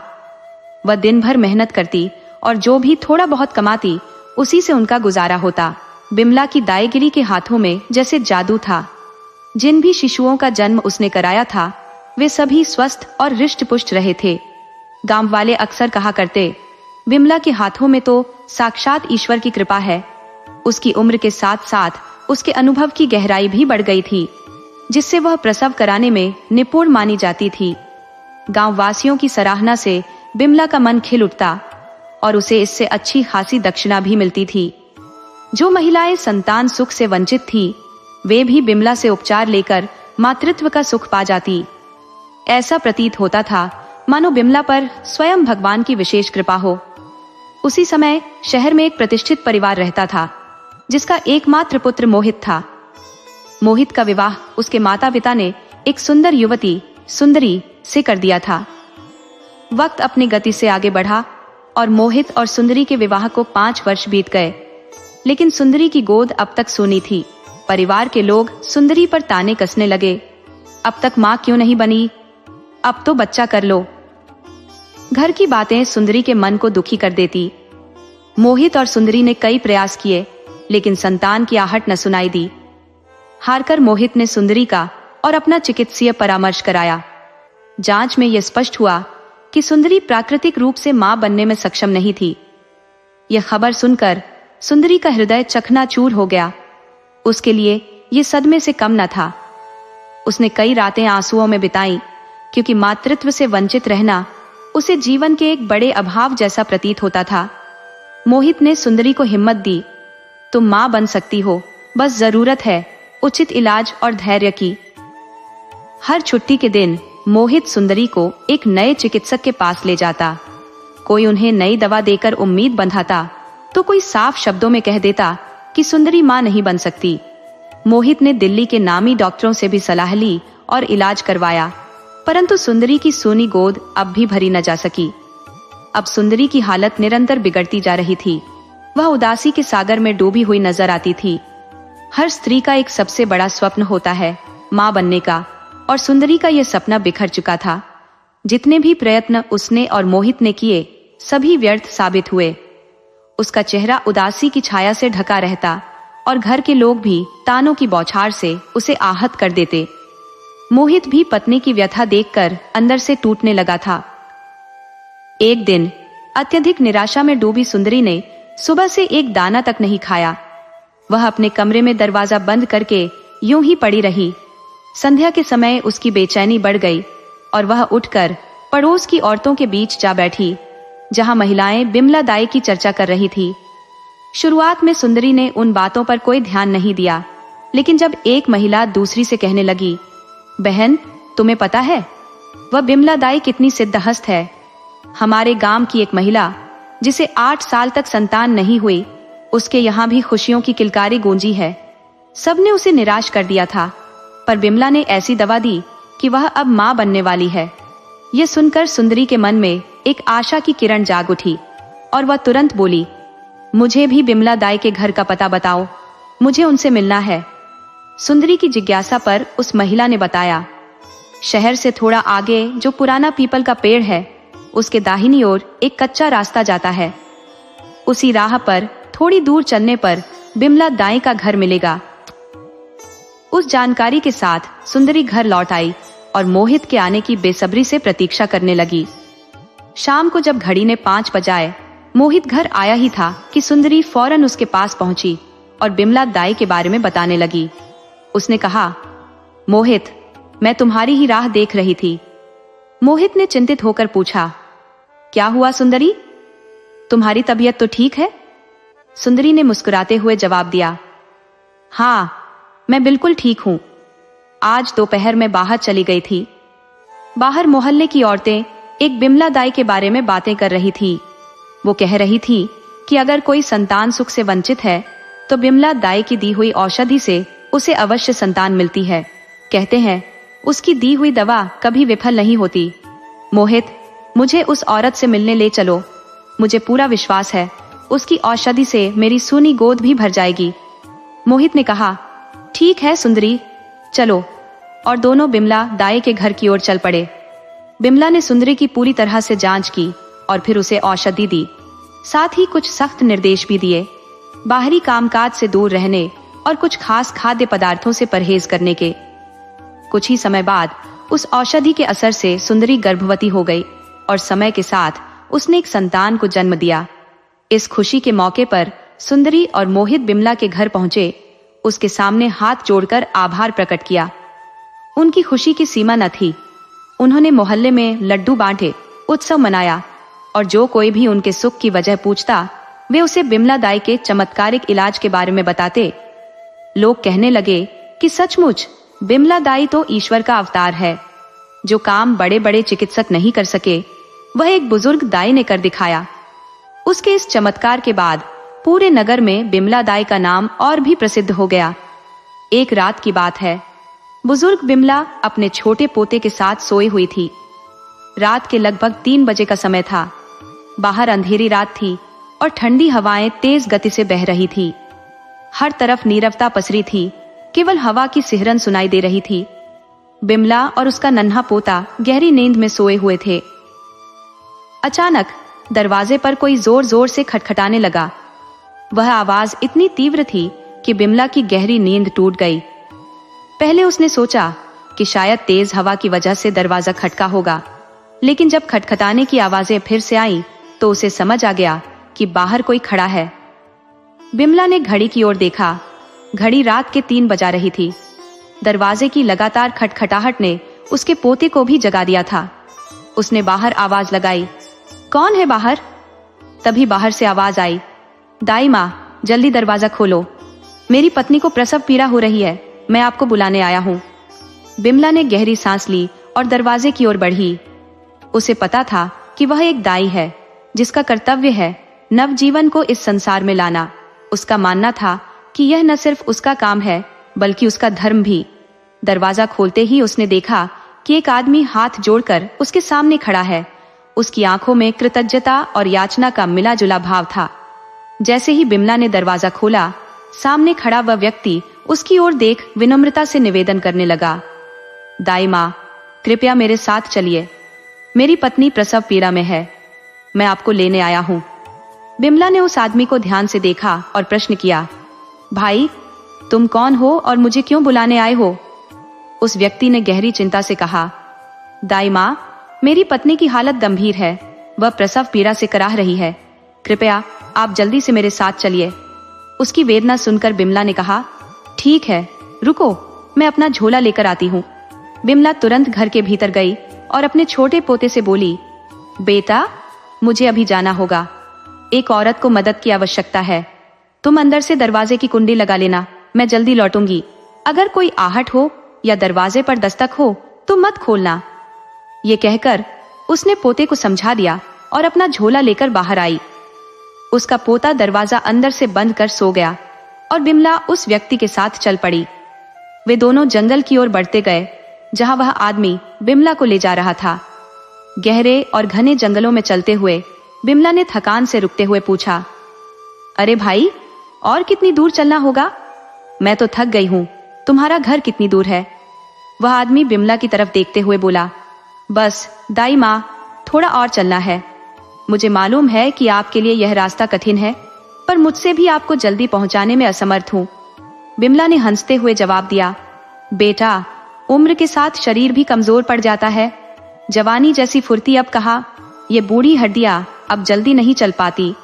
बिमला की हंसी सुनकर वह आदमी भी मुस्कुरा उठा और धीरे धीरे अपने आप से बुदबुदाया, क्या करे माँ जी, मैं भी मजबूर हूँ, वरना आपको पलक झपकते ही घर पहुंचा देता। बिमला को उसकी फुसफुसाहट सुनाई दी और उसने संदेह पूर्वक पूछा, क्या कहा तुमने? उस आदमी ने झेपते हुए कहा, कुछ नहीं माँ जी, मैंने कुछ नहीं कहा, बस अपनी पत्नी की हालत को लेकर चिंतित हूँ, वही सोच रहा था।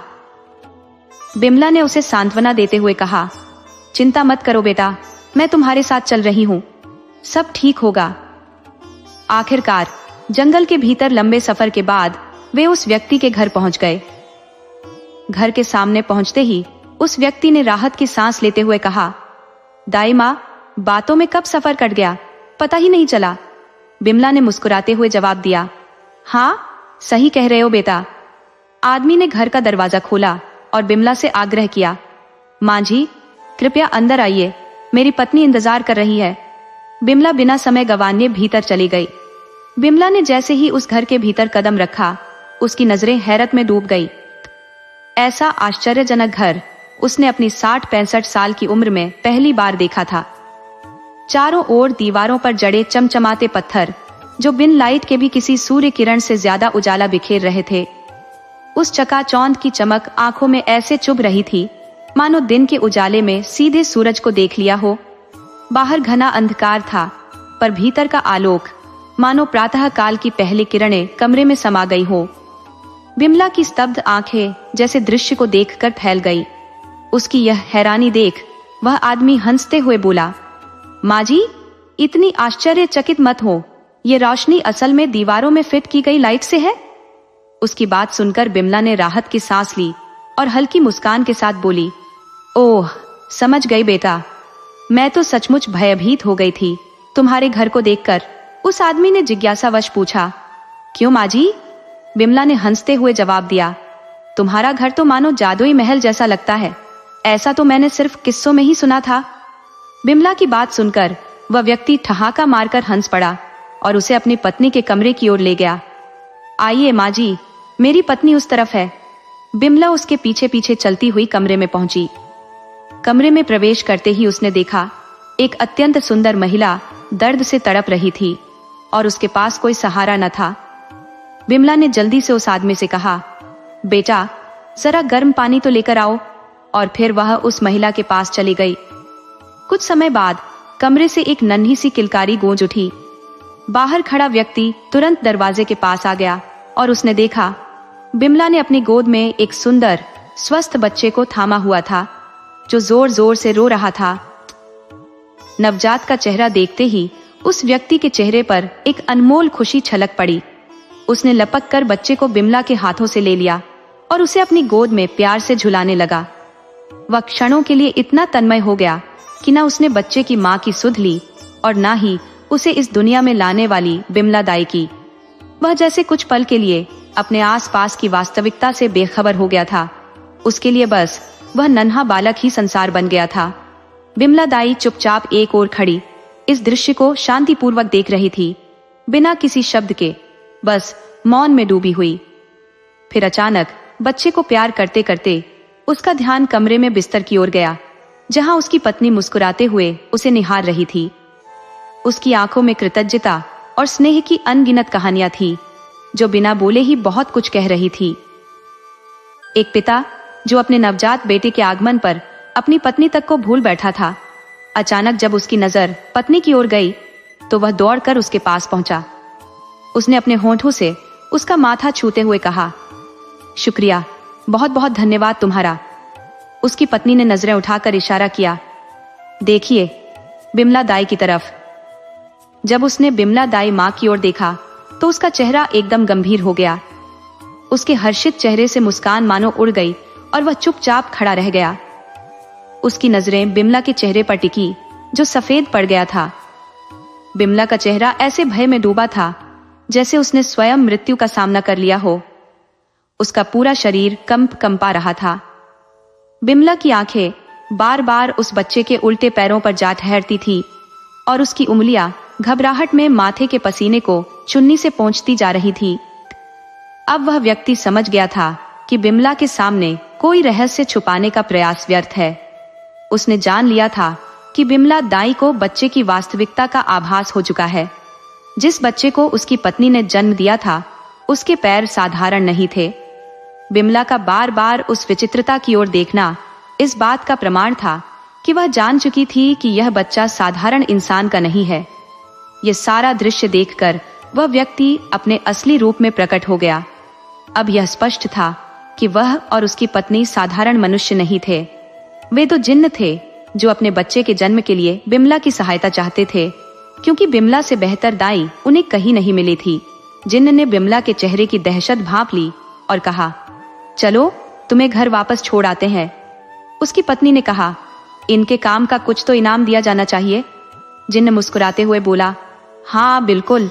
उसने बिमला से कहा, अपनी झोली आगे करो। बिमला ने कांपती आवाज में कहा, नहीं, मुझे कुछ नहीं चाहिए। जिन्न ने दृढ़ स्वर में कहा, हम किसी का उपकार नहीं लेते, ये तुम्हें लेना ही पड़ेगा। तरी सहमे बिमला ने अपनी झोली आगे बढ़ाई और जिन्न ने उसमें कोयले भर दिए। ये देखकर बिमला के भीतर डर और भी गहराने लगा और वह वहां से भागने की कोशिश करने लगी। जिन्न ने उसे धमकाते हुए कहा, भागो मत, वरना अंजाम अच्छा नहीं होगा। बिमला उसकी बात सुनकर ठिठक गई और वहीं रुक गई। जिन्न बिमला के पास आया और धीरे से बोला, आगे का रास्ता घने जंगलों से होकर गुजरता है और इन जंगलों की भूल भुलैया में केवल मुझे ही दिशा का ज्ञान है। ऐसे में तुम्हारे साथ कुछ भी अनहोनी हो सकती है। बुढ़िया की तो जैसे ही यह सुनकर सांसें अटक गई और वह भयावह जिन्न उसके साथ साथ चल पड़ा। बिमला दाई, जो पहले से ही खौफ के साए में डूबी हुई थी, उसके कदम भी डर के मारे तेजी से जिन्न के पीछे हो लिए। जिन्न ने जो उसकी झोली में कोयले भर दिए थे, वे कोयले धीरे धीरे रास्ते में झड़ते चले गए। जैसे तैसे विमला अपने घर के दरवाजे तक पहुंची। उसने डरते डरते पीछे मुड़कर देखा तो देखा कि उसके पीछे कोई नहीं था। वह अकेली थी और जिन्न मानो हवा में घुल गया था। विमला ने घबराहट में दरवाजा जोर जोर से खटखटाया और जब उसका पोता दौड़कर दरवाजा खोलने आया तो वह हड़बड़ाते हुए भीतर घुस गई और झटपट दरवाजे की कुंडी चढ़ा दी। उसकी हालत देखकर उसका पोता हैरान रह गया। उसने पूछा, अम्मा, क्या हुआ है? आप इतनी घबराई हुई क्यों हैं? पर डर के मारे बिमला की जुबान जैसे तालू से चिपक गई थी। उसकी सांसें हाँफ रही थी और दिल की धड़कनें तेज हो रही थी। फिर उसका पोता जल्दी से एक गिलास पानी भरकर लाया और अपनी दादी को पिलाया। पानी की कुछ घूंटों ने बिमला की धड़कनों को थोड़ा थाम लिया। वह अपने बिस्तर पर बैठ गई और धीरे धीरे सारा किस्सा अपने पोते को सुना दिया। जब उसने जिन्न के बारे में सुना तो उसका पोता भी कांप उठा। बिमला ने उसे बताया, इतनी दूर ले जाकर ऊपर से कोयले का उपहार दे दिया। जैसे ही उसने अपनी झोली झाड़ी, उसकी आंखें विस्मय में चौड़ी हो गई। झोली से कोयले की जगह चमकते हीरे मोती बिखरने लगे। दादी और पोते दोनों चकित रह गए, मानो किसी चमत्कार का साक्षात्कार कर रहे हो। बिमला अवाक रह गई, क्योंकि जिन्न ने तो उसे कोयले दिए थे। असल में वे कोयले नहीं थे, बल्कि बहुमूल्य रत्न थे, जिन्हें जिन्न ने अपनी मायावी शक्ति से कोयले का रूप दे दिया था। क्योंकि अब जिन्न वहां नहीं था, उसका जादू भी समाप्त हो चुका था और वे रत्न अपने असली रूप में लौट आए थे। यह किस्सा बिमला की जिंदगी का सबसे अद्भुत और रहस्यमयी अनुभव बन गया था। वह जब भी यह घटना सुनाती, उसकी आंखों में भय और विस्मय की चमक उभर आती। दोस्तों, यह कहानी बताती है कि कैसे एक साधारण दायिका का सामना जिन्न से हुआ और उसे उपहार स्वरूप हीरे मोती मिले। अगर आपको हमारी कहानी पसंद आई हो तो कृपया हमारे चैनल को लाइक करें, सब्सक्राइब करें और शेयर करें।